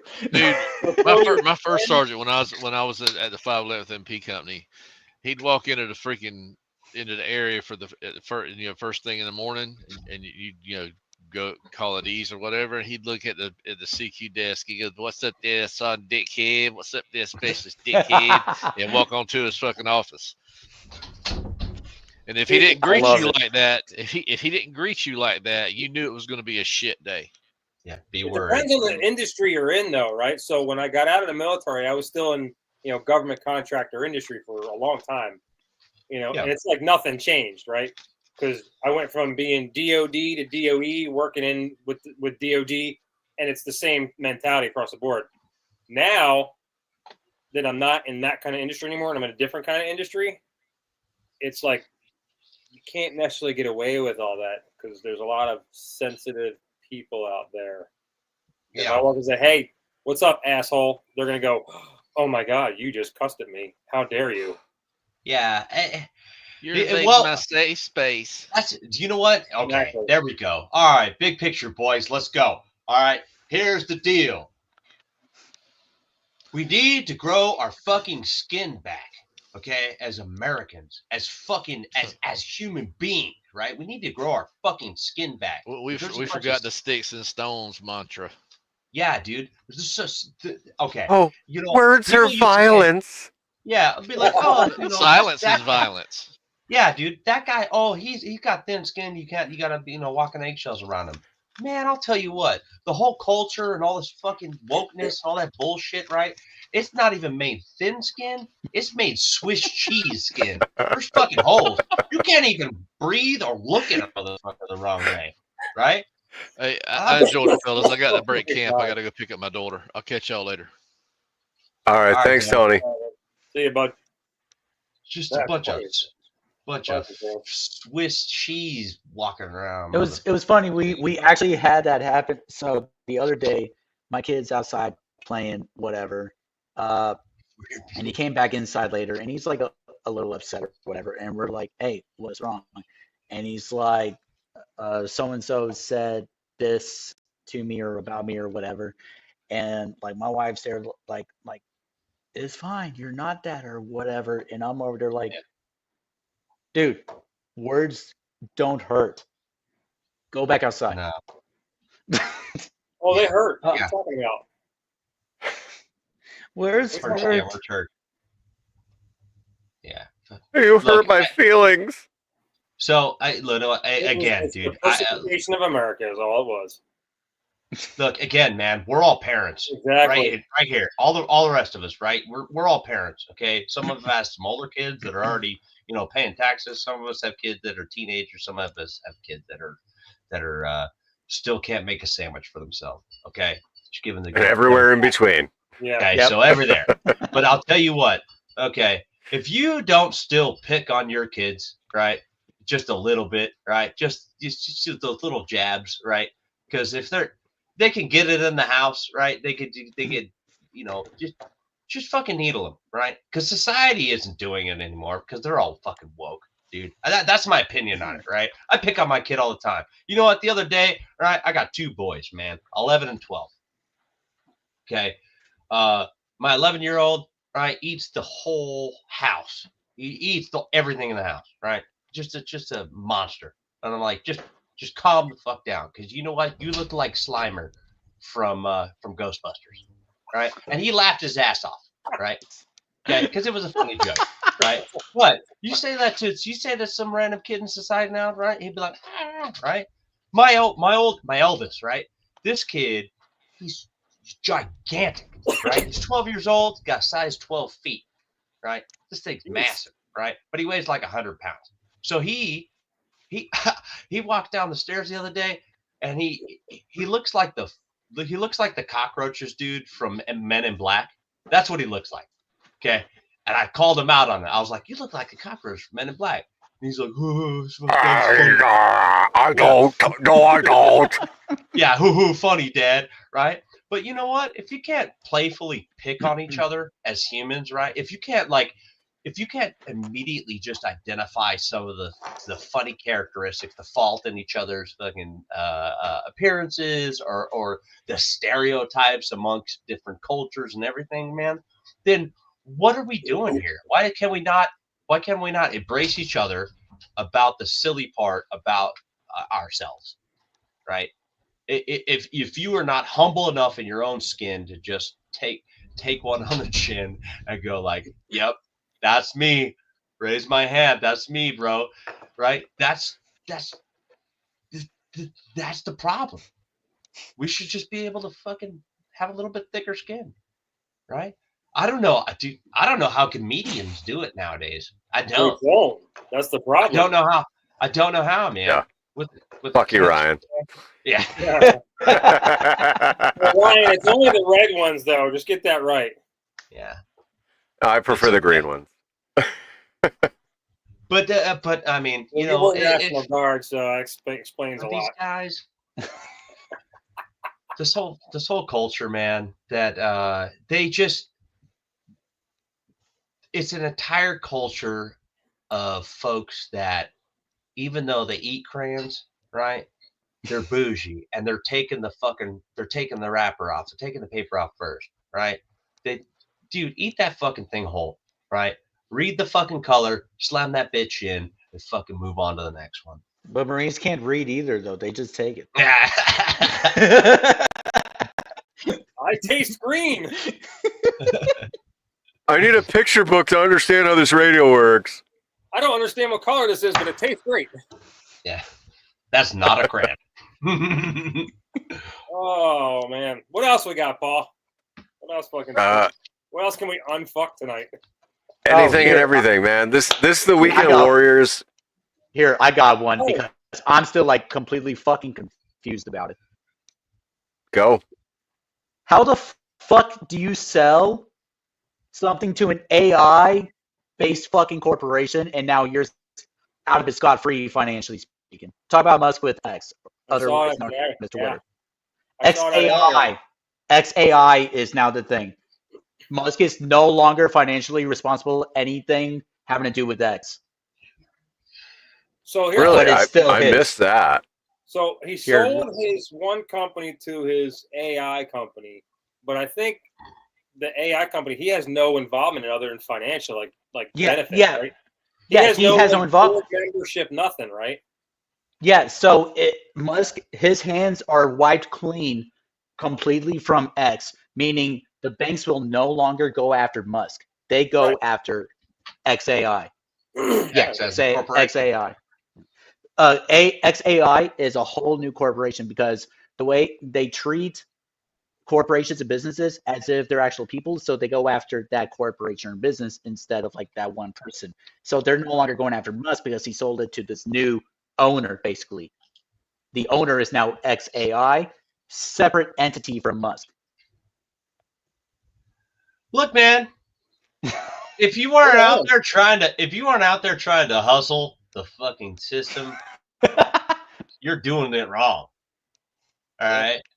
I mean, it doesn't sound pretty, but I mean, in the land of milk and honey, there's a few bees that have to get the job done. And so I mean, if he's a smart bee and not a drone, right? If he's a queen bee, then let him take his whole ass hive over to the fucking AI world and try and hit his hive, bro. I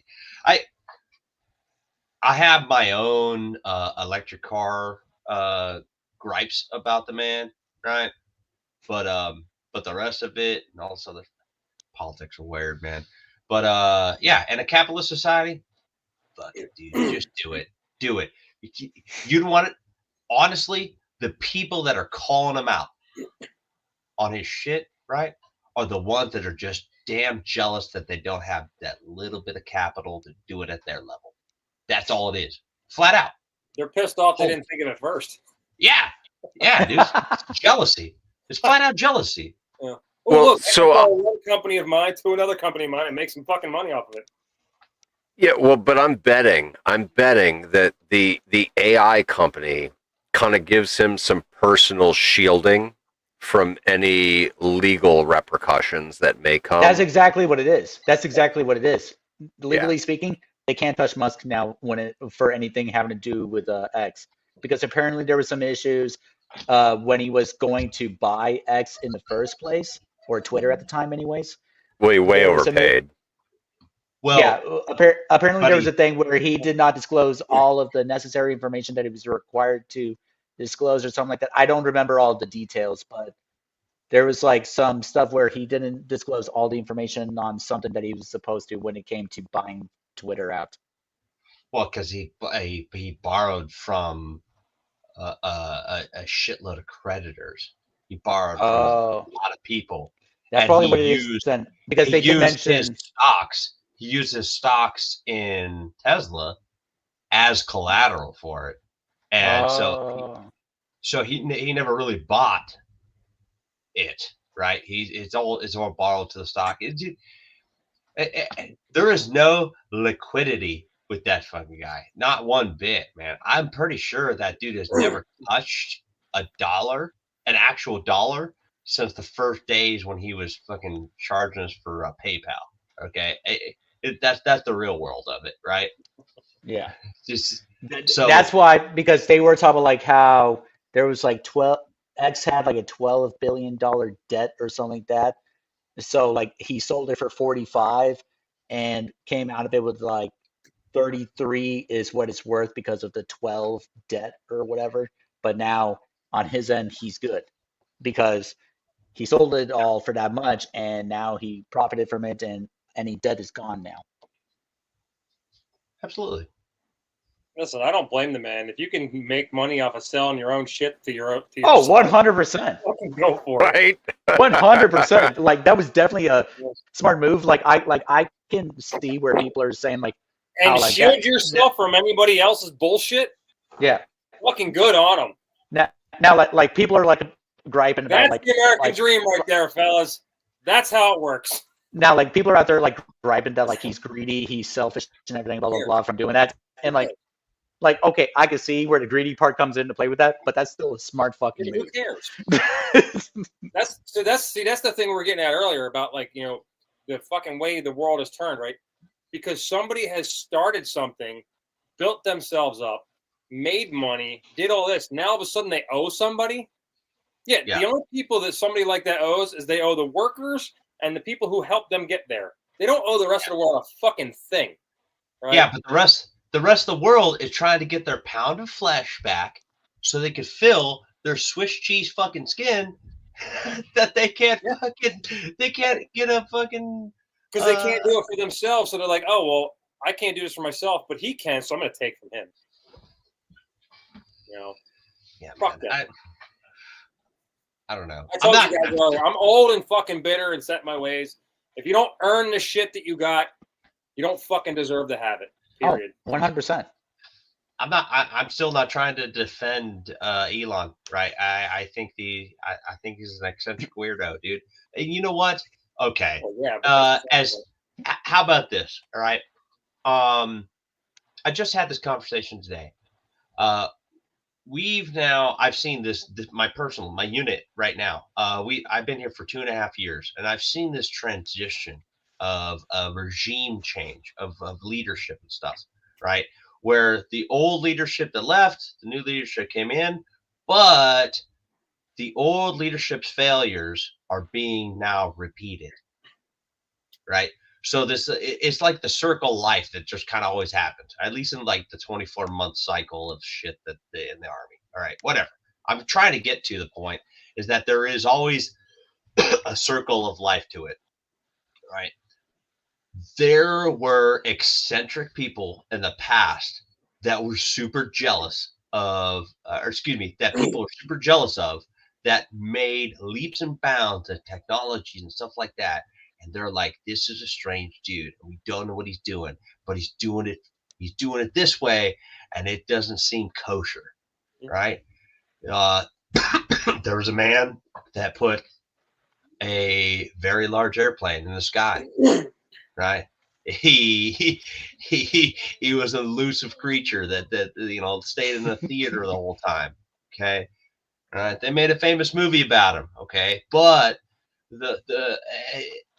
what Hughes did, right, throughout his tenure, his career, he is the past of what Elon is now. It's the same thing, right? People were talking the same shit. I guarantee you, people in the back of the day were saying the same damn silly, crazy ass, outlandish shit about fucking Howard Hughes that they're saying about Elon now. And guess what? What do you know? We wouldn't have all of the shit. We wouldn't be talking to each other now if it wasn't for that man and his technologies, his company that developed this stuff that we have the ability to talk to each other right now using this stream. Tell me there isn't carrier pigeons. Yeah, tell me there isn't a Hughes satellite that doesn't bring you DirecTV right now. Bullshit. Right? Okay. HughesNet. Absolutely. Gen 3, Gen 4, whatever. Yeah. Now, was he around to get to see a lot of that stuff go up? Not so much, but it's still his legacy lives on in the stuff that we love about being in modern society. So, transition down the road. You know what? Once fucking naked Florida man finally gets out of prison in 45 years, right? He will actually be able to see what came to fruition in Elon's tenure. So I still hate electric cars, bro, but it'd be nice to see see what comes out of Tesla's reign. I would love to see an electric truck that could tow this camper for the whole trip across the country. Charge every 25 miles. I saw a weird one today. Oh, right now I got about 6 miles down the road. We had to go to Walmart for something today, and we're getting back in the car, and they have an EV station there, like where all the electric cars go up, pull up, plug in, and start charging their cars and everything, and like right there in the parking lot of Walmart. It was freaking weird, but they're there, and we parked pretty much like almost like right in front of it. And my kid is getting in the car, but not before he's like, I want a Hummer one day. And I was like, what are you talking about? And he's like, there's a Hummer right there. Now, I don't care for electric. Neither. I mean, I say every day I would love to have a Hummer. No, neither. I don't like Hummers. I don't like electric vehicles. Elon decided to take both of those and make them one. It was an electric Hummer. An electric Hummer. Electric one? Oh, Yeah. The Hummer was backed up, plugging in. Yeah, I bet it backed up and plugged in. Okay. All right. For the fucking like 6 dudes that are watching right now, okay. There's a small generational gap right down there. Hopefully I'm pointing the right space. Yeah. Yes, the Hummer. Yeah, you're right. Okay, exactly. Electric Hummer. I hear you can buy those on Adam and Eve. Yeah, you can.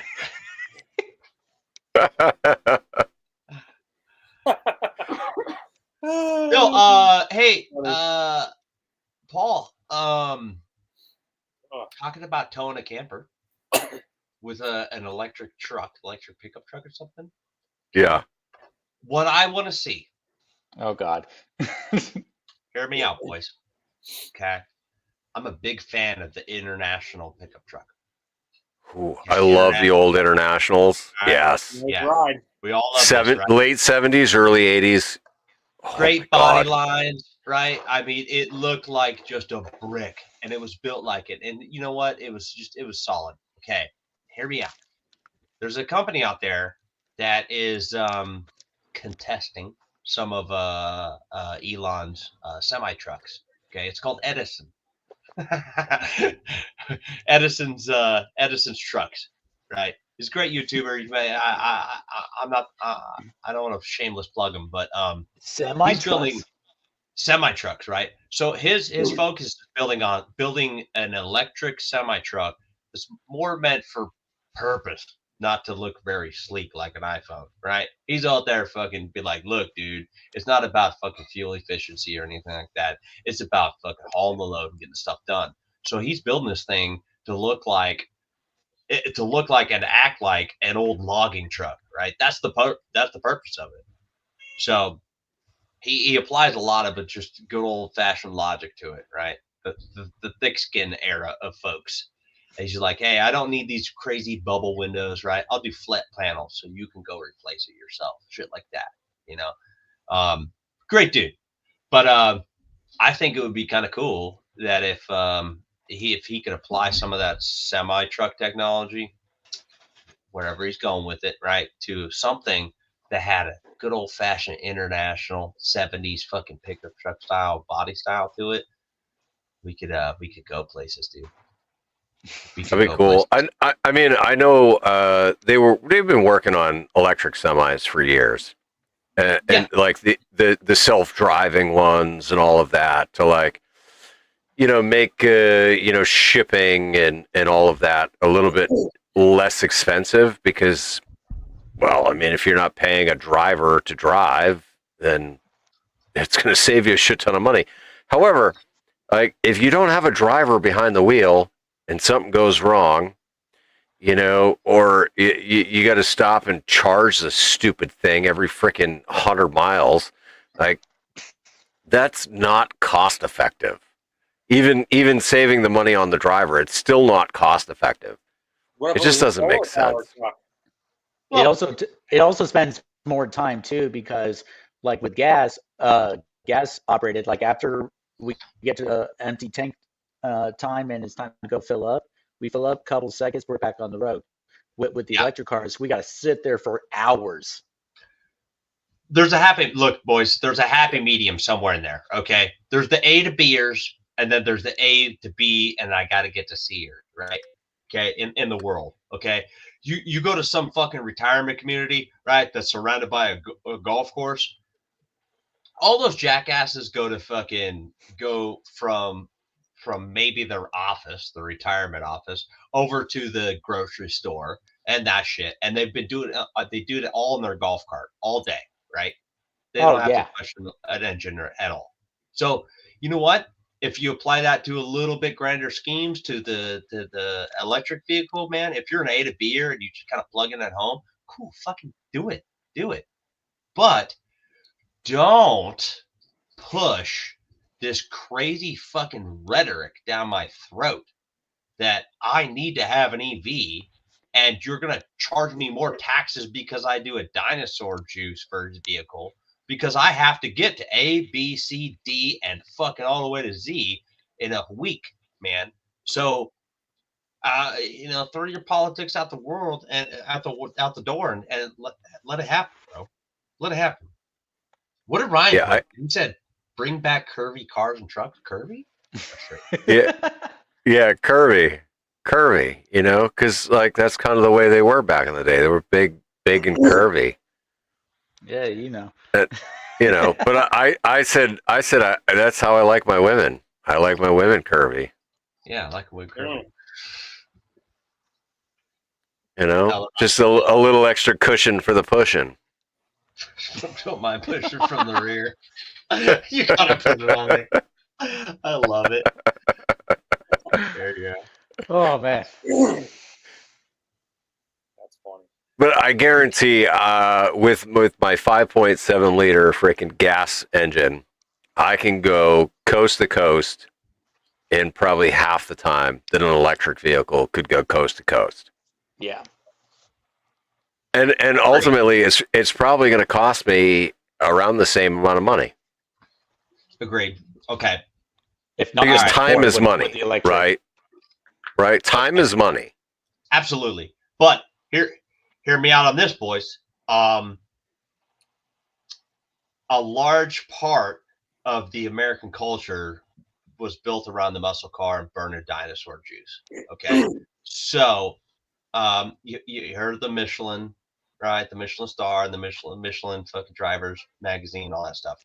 Okay. So gas stations, right? Gas stations is the beyond $1 billion industry. Okay. Not for selling the gas, it's for selling the shit inside. Okay. Yeah. That was probably the biggest promise to a lot of people that bought into these franchises, right? How do I fucking sell gas and make a penny on the gallon, but I sell a bunch of fucking snacks on the inside? Cool.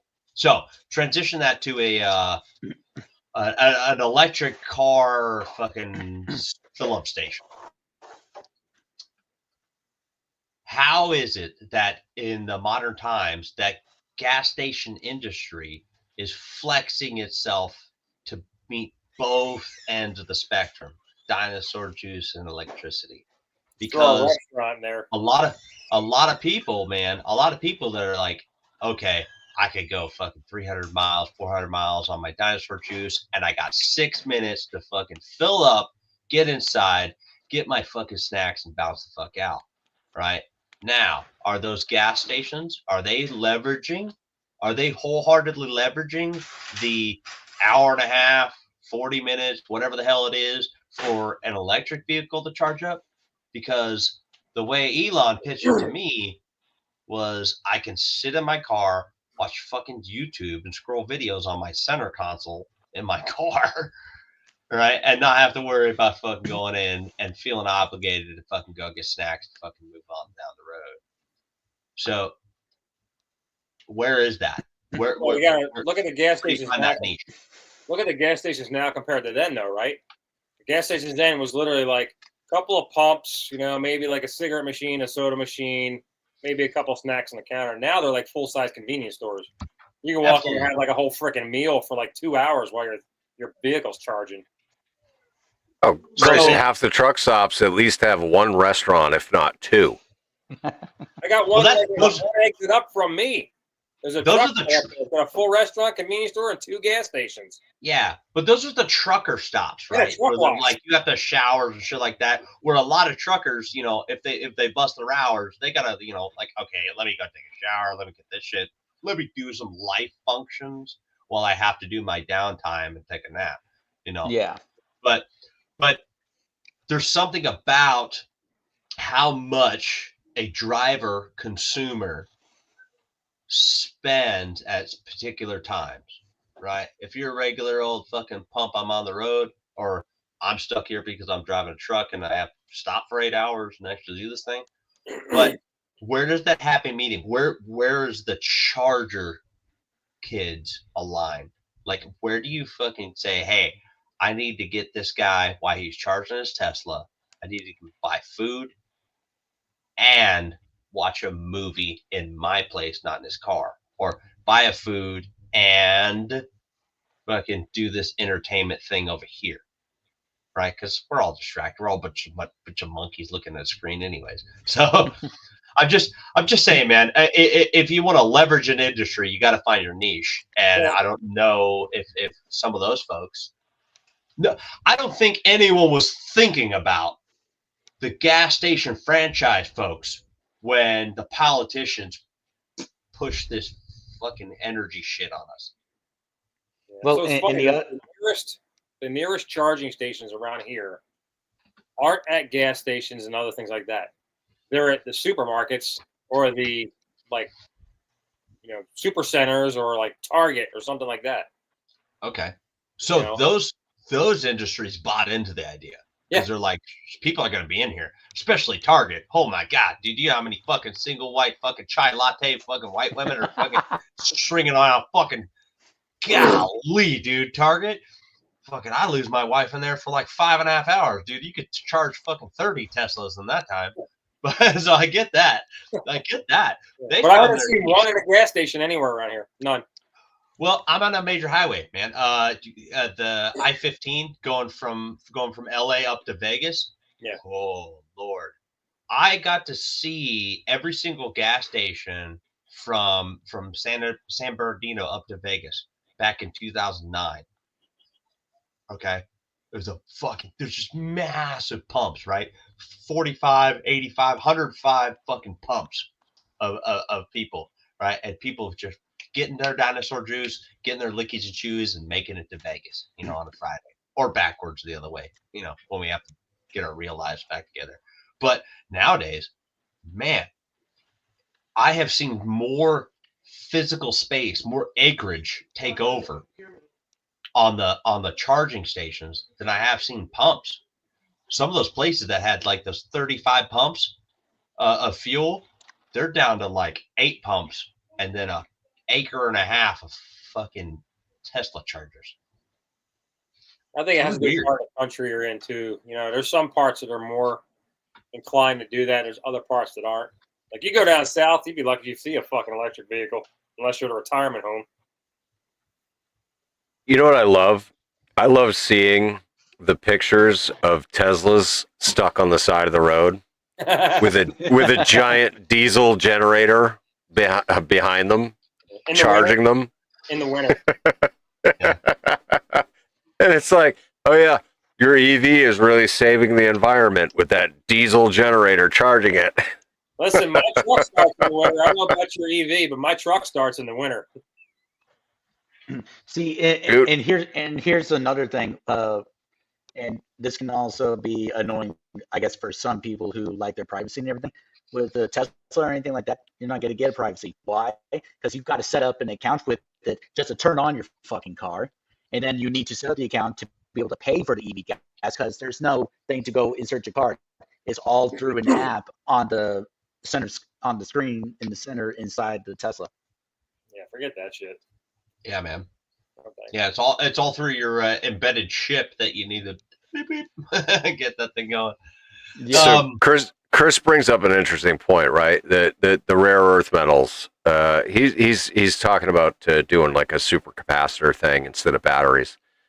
So cobalt is a big part of these new EV batteries, right? And if you're not familiar, the way that we get the cobalt for these EV batteries is literally child slave labor in the DRC. I'm shitting you not. There are countless freaking documentaries about how like these kids as young as 5 are working in these slave labor camps mining the cobalt. And I mean they're primitive mining. I mean super primitive. Yeah. Like you got the hippies. You got the hippies that were crying about fucking blood diamonds back in the day. Yeah. Oh. How about blood batteries, bitch? Like, yeah, that's the new thing, man. And honestly, getting down to it, tinfoil hat, boys. All right, if you don't listen to this not live stream, tinfoil hat, hear me out. Okay, I have a theory. I believe the reason why we were in Afghanistan for so long, longer than we probably should have been, okay, is the rare earth minerals. The rare earth minerals, okay? I believe that the Chinese, under our noses, came in and talked to a lot of the Taliban, a lot of the folks that were in charge of these poppy fields that we were burning, right? And they were saying, hey, we'll let you, once we get rid of the Americans, we'll let you mine your poppy, or excuse me, grow your poppies and do all that stuff and sell your little fucking drugs and all that. But we're going to own the mineral rights for the rest of your stuff. And then, you know, some backwoods fucking Afghani farmer was like, fuck yeah, dude, you're going to tell me that the Americans are going to bounce? You're going to make sure that I can grow my opium, but you get to, you know, mine my little hill that I don't even care about? Absolutely. Fucking win-win. And that's why they stayed there so long. Flat out, dude, because you know what? The Chinese, hey, they need to sell a bunch of lithium and rare earth metals back to fucking Elon to fucking build all these fucking Teslas. And Bob's your uncle. Everyone driving a Tesla, in my opinion, is the problem why we're in fucking Afghanistan for so goddamn long. I got to take a leak. I'll be right back. I love it. Holy crap. I appreciate the announcement. I mean, I just get up and go. That's why I change my background every time to something clever, so that way when I go take a leak, you know, at least you got something entertaining to look at. Everyone just distracted looking at whatever you got posted back there, instead of worrying about where you went. This too shall pass, and then some other bullshit will come take its place. Exactly. That's how life works, man. This too shall pass, and some other bullshit will come in, and we got to deal with it. I told you, my background, I'm surprised nobody's knocking on my door yet. Well, you need to update your background because you know it's no longer the 3%ers. It's now the 1%ers. Oh, it's always the 3%ers, man. Always. Always. That is so historically significant. It's always the 3%ers.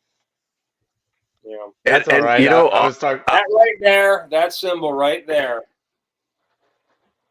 is a testament to American ingenuity and drive and everything else. Although I always think every time I see that, what's the fucking video game? What's the video game, right? Where the guy travels through time. Come on. Time? Assassin's Creed. Yes, Assassin's Creed. Yes, he travels through time. He's looking at his genetic memories. Get it right. Whatever. It's traveling through fucking time. Yes, yeah. Assassin's Creed. Chris got it. Yeah, Assassin's Creed. I couldn't think of it, but yeah, it totally looks like that. Like that's exactly it reminds what me it of is. The Revolution one. Since day one, that's what I thought it was. This piece of it right here. You know, this piece and this piece weren't originally together. You know, Assassin's Creed kind of made their own little version of it. Because there was an Assassin's Creed American Revolution game. I remember it because I enjoyed it. It was a fun game. Yeah, and it was number 3. That's why like the first time I saw it, I thought he very much enjoyed that game where you play as the Native American during the American Revolution and all that crazy stuff, because it, like, I saw it and I was like, that's the emblem for Assassin's Creed. And 3, all right, Assassin's Creed 3, we're done.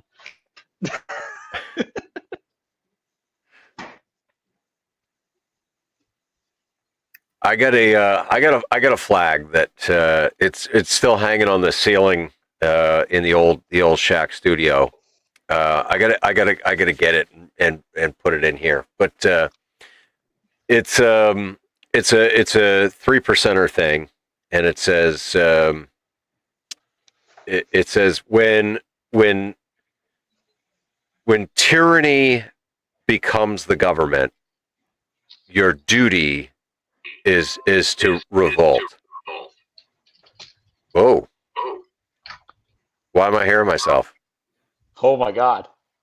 Oh, I'm sorry. I'll take that back. Yeah, remote journey. I don't know. You guys were talking about Assassin's Creed, man. Let me take that. Hey, Chris had the right thing. Is Chris missing a finger? Then we know. No, we know. Not anymore, because in the modern ones they don't. Can I not change my background while I'm in? Yeah, you could change your background on the fly. Because you should be able to. Yeah, won't let me. Yeah. You just gotta go into settings, right? I did settings. Setting virtual background. Yeah. Oh, unless you're doing it in StreamYard. I don't know. Maybe they won't let you. It says you log can. in. I thought I was already logged in. Yeah, you gotta be logged. Well, I don't know about that, but like I have the option right now to change mine. Hey, while he figures this out, what I'm sorry, I was taking a leak, man. What are you talking about with Assassin's Creed? The logo behind Chris. Oh, yeah, absolutely. That's weird, man. Taking a leak. My wife was talking about Assassin's Creed, about people like jumping into a haystack and bouncing somebody else out. Oh, dude, that is the most fun. Because you hide in the haystack and you whistle, and the guard comes over investigating, and then you drag him into the haystack, and you knife him. Oh, Yeah. okay. All right. Good. Yeah, and then his body stays in the haystack, so nobody ever discovers it. And your secret. And then That's you how just come out, and everyone sees you like come out there, and they're like, whatever. That's how you do Yeah. it. Oh, look at this guy just popped out of the haystack. It's no big deal. I love the ones where like you're running from the guards, and then you just run to a bench where there's an open spot in the middle between two people, and that's enough for you to hide, and the guards can't find you. All right. So Yeah, because you blend in. it won't let me do it. It still won't let you change it. No, it keeps trying to make me log into StreamYard instead of logging in the way I did originally. Jump into the haystacks, man. It's like a trampoline. Is that Sid chiming in?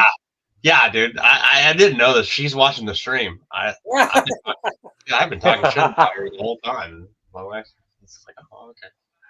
All right, everybody, hide fun. She's in the stream. Okay. That's all right. Mine's written next to me. Thanks for watching the stream, Sid. Thumbs up, lady. Hey, Sid should become a channel member and maybe do like a super chat to become the new channel boss. Oh yeah. There we go. And then Sid will be the channel boss, and nobody can get her out. That's funny. What exactly can the channel boss do? Can they tell us like this? You just get to be on the screen right there. Your name's just showcased or whatever. So Yeah. you can't like super chat like take off your shirt, or super chat like show me your feet. I mean, you I can guess super chat whatever you want. I mean, I guess if you pay enough into super chat, and he's inclined to do it for that amount of money. Yeah, exactly, right? Hey, 20's 20, baby. 20's a 20. Oh my God. Do I owe you 20 now? I don't know. Monthly subscription. That's what it is. That's it. Ooh. Super heckles. Yes. Oh, yes. God. Yes. Oh. Feel free to add your heckle to your super chat. Only hams. Oh, all right. So listen. Speaking of only hams, we're going to do a little quick flag and torch plug here. Yeah. Because if you go to the Flag and Torch Society, what is it? flagandtorchsociety.com, right? Yep. And there's a store, and you can get some cool stickers, and we've got some new stickers, right? So here's the brand new Flag and Torch Society sticker. But you can also choose to order the Only Hams sticker. Mine upside down. And so So yeah, so if you want one of those, all you got to do is go to flagandtorchsociety.com and go to the store and order yourself some Only Hams and some Flag and Torch stickers. Hey, so also on the note of Only Hams, I've got something else too that I was thinking about. You know how You started an OnlyFans and you're No. going to buy the web domain? No, partially correct there. No, I did not start You're gonna- anything. Which did not one? start You're it. gonna buy the OnlyFans or you're gonna buy the web domain? You're going to buy the web domain?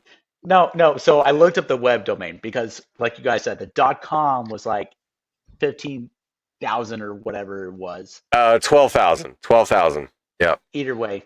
But then I looked at it. I was like, all right. I went on the Cloudflare because I have a Cloudflare account because I do other website stuff, whatever. I just searched Only Hams. .com doesn't pop up because it's already taken. But they have on there .tech, .org, whatever the other ones. Those ones are like $10. Onlyhams.net. They have that, There you go. and they're all like only like $10. So I was like thinking, I was like, you know what? I need to talk to the guys, see if we want to get on board with this, and just create a website and like just make it seem like it's going to be something legit. But when you go to the site, it's just a blank white screen and text in the center, be like, just because we could. You know, or make something out of it. You gotta you put know what? pictures of radios and compromising positions on it. But because like I do a little bit with the website stuff, so like I can figure out like if we actually wanted to do something with it, I can figure it out. I'm going to have to look that YouTube channel up now. Oh, dude. Oh my god, yes. The Only Hams YouTube channel. Yeah. Checking in on the net, onlyhams.net. Yeah. You know what? I mean, if you wanted to start at 12 grand for onlyhams.com, I mean, if you wanted to start like the next Oh, like a Kickstarter? like the next generation of QRZ and call it OnlyHams, dude. Dude. That could be a business venture, man. That could Oh work my out. god. That could actually end up paying out fucking hand over fist versus the 12 grand investment. Oh, it'll definitely be a fist, all right. Yeah. Ham fist. Welcome to the ham fist. Only ham fist. Oh my god.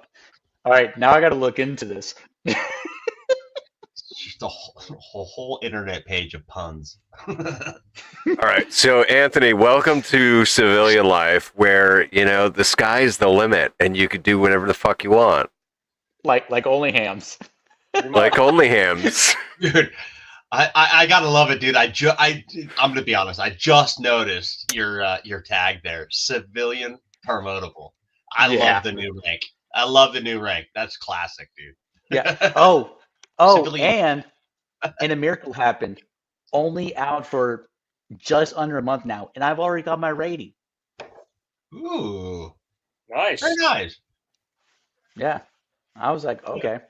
I'm not gonna get into specifics on it on the live stream, but just know it's really great, and the VA is very generous these days. I'm just gonna leave it at that. Oh, so you didn't have to like walk up in the VA clinic and be like, "Hey, threaten someone with a knife." I didn't have to do like an act of Congress like Paul had to do. So let's talk about that for a second. That's a good segue into a topic that I think I mentioned to you in the Discord, Paul. I think I sent that thing out. What the fuck is the deal with this VA rule that if you go ask for help, they take away your Second Amendment rights? Wait, what?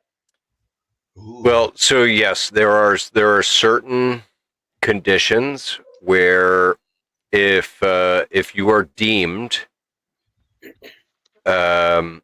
mentally unstable in any way, shape, or form, so you have post-traumatic stress, you have a TBI, or any of the associated fucking ailments, yes, they can take away your Second Amendment rights. That's bullshit. hold on, no. Who is they? Yeah, who's Hey, they? Who is they? That would be your local federal government. That would be So, the VA telling that putting into this like the NICS system, you are a Yeah. hazard. Yeah. Yeah, but I think it goes Yeah. beyond that, Chris. The red It's the flag VA laws. putting into Okay. the NICS system that you are a hazard to yourself or others. So when Because- you go to purchase a firearm, you get flagged up into the system and says this person, is considered a potential hazard, and they won't authorize you to get a firearm. All Okay. because you had an episode and reached out for help? Yes. Now, They'd I rather- will say, based on my personal experience, okay, anytime I buy a handgun, it's no big deal. I'm in and out of the store in 20 minutes. You're in a free Pass fucking my- dude. Yeah, but it's all about right. I pass my background check, and I get to walk out with my handgun. But when I buy a long gun, now long guns have to go through the federal system, and I'm flagged in the federal system. And I don't know if it's my deployment, or I don't know if it's my the fact that I'm on disability, and I'm on record as having post traumatic stress. But I get flagged. Now, YouTube. That's the problem. yeah. But so that flag means that I have to wait 3 days. And if the federal government doesn't say something to the FFL, like, hey, no, you absolutely cannot sell this guy that long gun, then the 3 days passes and I go into the store and I get my gun and it's fine. But it's just a giant pain in the ass that like every single time I buy a long gun, I get flagged and I have to wait that 3 day period. Dude, Yeah, no. you're saying That is- something that just sounds absolutely ass backwards to all the people on the west side of the Mississippi. Because, Because if I'm going to take my life, I'm going to take my life with a fucking handgun. all right, taking your life or doing some crazy shit and end up on the news, that the thing's there. But what Yeah. you're saying is, all right, what's weird is I can walk into a Walmart west of the Mississippi, buy me a shotgun, long gun, walk right out, like you're saying with your handgun. But on the flip side, if it's a handgun, holy crap. That's I the gotta- problem. What? Yeah. That's weird, dude. Like that's the exact opposite. So, Mhm. so where I live Hey. in New York, not only can you not even get a fucking pistol unless you have a permit, and 50 million other fucking things you got to pass through, right? Communist New York. But you can't even get a long gun in New York without going through the full background check processing. And you still have to wait until it processes. And Well, that's now because New York. we also have to go through ammo background checks in New York now. I'm sorry, ammo? Yeah. Yes. So for me, Ammo? here's it. For me to go to my local gun shop or Walmart or wherever else, I have to go there. I have to pay a fee, right? In order to get a New York State background check to purchase a box of fucking ammo. How long does that take? Jesus. It could take a day. It could take a couple hours. It could take a week. It could take. It could take 30 All right. days. Well, add New York to the list of fucking California and Massachusetts and states Oh, yeah, that you yeah. just don't ever want to freaking associate with. Exactly. Oh, hold on, boys. Hold on, boys. Right? Because you just said New York, then California, and Mass, right? Well, I have guns that I have bought in the state of California, full-fledged California legal, Yep, that I am not allowed to go into the state of New York with. you're right.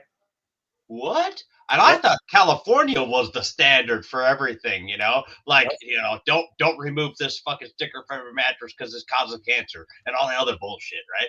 Are you No, fucking so, kidding me? so what happened, Cody, is they enacted the SAFE Act. I don't even know how I to remember the safe act. right?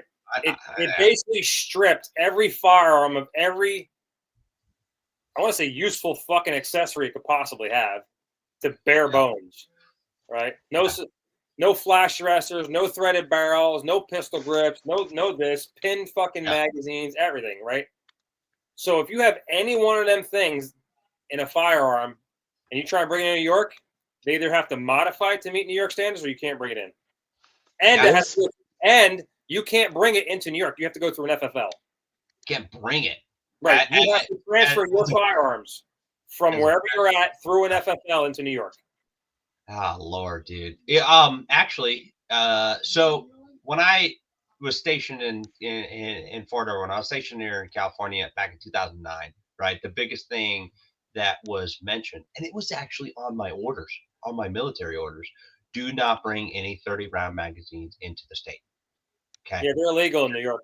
That was a big deal. That was a big deal in California, right? No 30-round magazines, which is kind of crazy because I can register my 30-round thing that shoots things on post here, but I'm not allowed to drive it through the state lines to get it to post where it's legal and I can register it on post. But well, I don't know about that part. There's some federal transportation laws for firearms that the states really can't override. They try, right? Yeah. So if let's say I drive through Massachusetts to Maine, right, or New Hampshire, yeah, I can go through Massachusetts with my firearm, right? Yes, because the law protects you as long as you don't stop. Right. I can't stop anywhere. I can't stop to take a fucking piss. Piss in a bottle. As long as I don't stop in Massachusetts, I'm transporting through the state and it's legal. Federally. The state may have a fucking problem, but they have a problem with everything. But the minute I got a funny on Massachusetts ground, I'm violating their state laws. That's so stupid. I got a funny story about the 30-round magazine thing in California. So I was stationed at Bragg, and we were on something. I was going TDY to do some training. I was in group SF. And for those that aren't aware, Bragg is not in California. Oh yeah. All right. I was in Bragg, North Carolina, and we were going TDY to Fort Irwin in California to do some support training with some special forces units out there. We had to bring everything with us. We even traveled with our issued M4s from our originating units. We had gun cases, put them under the plane, did all the check bags, stuff with that and everything, blah, blah, blah. Received it once we landed in California. And they were very specific about the 30-round magazines because they're not going to give us magazines there, so we had to fly with them. They told us, make sure it's in your check bag. Didn't think anything of it. I was like, why would I put that in my carry-on? That would be stupid. Why am I going to waste the time? Didn't realize how stupid California was with their rules about magazines. How they only allow max 20-round magazines, not 30. We had an exemption because we're military on official travel orders. Well, Private Dum Dum, not me. I'm talking about someone else here.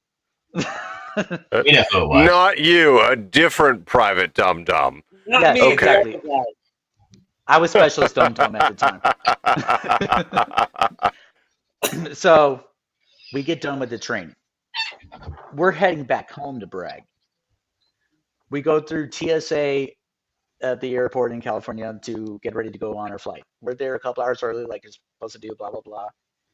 Going through TSA, I go through, no problem. I'm waiting on the other guys. They start coming through one by one, whatever.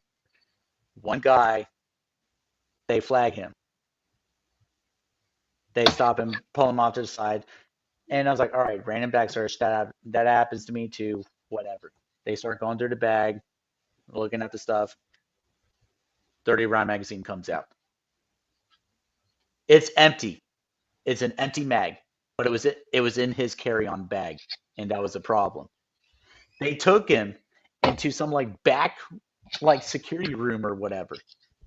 Didn't see him for half an hour. We thought he was going to miss the flight because we were getting they were starting to do last calls for boarding. We didn't board yet because we were waiting on it. He finally starts rushing up. They were questioning him. They thought he was a terrorist or something. Yeah, man. They thought he was going to do some shit. And we're like, it's an empty magazine. One single magazine. The rest were all in his checked bag. Somehow he missed the one. It ended up in his carry-on without him realizing it. that was enough for them to freak out, thinking that he was going to shoot up the place. Oh, dude, just overreactions, man. They take an empty 30-round magazine and they're like FELONY. Oh. Let's go. Oh, Here's like, a question for you guys. Are you Oh, guys and for still those- required to? Are you guys still required to carry paper orders with you when you doing? Yeah. stuff? Yes. Well, as Well, of it the depends. last year, It it's not depends. silly. But yeah, absolutely. Now, Anthony, if you're going to piss, you're not muted. Just so you know. No, shut up. So, No, for those who are out of the loop, okay, if you're not a channel member or a Patreon member, then you don't get access to the after chats, which are unfiltered. But the last after chat, Anthony, just like at the very beginning of the after chat session, I didn't know decided we were he recording was yet. he decided he was going to go take a leak and thought he muted himself, but he did not. And so we all heard him taking a piss. We all heard Niagara Falls in the fucking. So there's a button. So there's a button on these headphones, right? In between Sure. volume up and volume down. There's another button. When I'm on the phone with my wife, I can push that and she can't hear me. It mutes me. So I was like, all right, cool. I muted myself because I wanted to listen still, hear whatever's going on. So I hit the button and then went to go to the bathroom, thought I was muted because that's what happens whenever I'm on the phone with someone. And I push it. And then while I'm there just pissing away, someone chimes in and talk about like, is he pissing? Excuses, Yeah. dude. That's all we're hearing right now. You know what? The last time that we switched over to the private chat, right? We had 45 seconds of you just trying to just get that prostate going, baby. And it was like, oh my God, never end. Oh man. No, but you should. Well, definitely have but no, and just now that was me plugging in my laptop because I got the notification that it was about to die, and I was not trying to have a repeat of last time. yeah, it's all good. Oh, yeah, we've been there, done that. Yeah. That We've was been on fun. this 2.5 hours already. Holy shit. Oh my god. Yeah. Hey, time flies when you're having fun, right? Oh, yeah. Yeah. Welcome all to right. the bullshit sesh. Well, I mean, I guess with that said, right? I mean, at 2.5 hours, we should probably wrap things up, right? That way, our future audience that isn't here for the live session doesn't have to sit through 2.5, 3 hours, or whatever. All right. So let's give some final parting words for our audience and our listeners. We'll start with Chris. What do you got? Oh man. Don't be an ass. If you're military, give each other as much fucking shit as you possibly can. And that's how we all know we love each other and we all respect each other and all the branches we were in. If you're a civilian, stay the fuck out of it. Just walk up. Okay? Buy a gas car, stay the fuck away from EVs.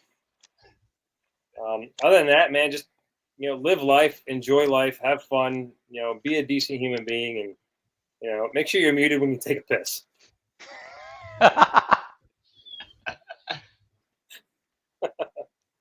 All right, Anthony, what do you got? Final parting words. Yeah. Just be there for your brothers and everything, and don't be afraid.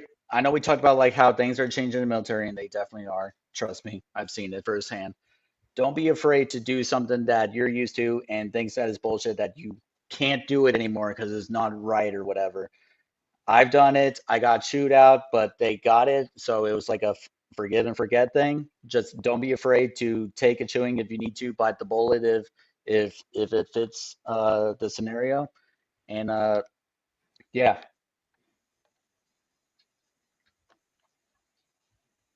All right, Cody, final parting words. What do you got? Well, boys, we talked about Elon and everything in between. But I'm gonna go with the theme here. Don't leave any of your brothers behind. All right. Some of us are a little bit guilty of it sometimes, where like, man, I should have just reached out when that dude had that hint of the telltale signs. So reach out, dude. Fucking make the effort, right? And keep your brother alive, keep your brother safe. One more thing while we're still live, I gotta say it, man. We lost a brother. We all lost a brother. Anyone who's ever been to NTC in the past 34 years, anyone who's been to NTC, they probably heard this guy's voice over the radio. We just lost a guy who has been a soldier as Op 4 and then civilian contractor forever. All right, Rodney Sheets, the Rod Father is what everyone called him. He just passed away last week, and I want everyone to know that if you're watching this and you know who the Rod Father is, just know that we named the Star Wars building after him, very deserving of it, and a beautiful man who's kept everyone for the last 3 decades trained in the Army.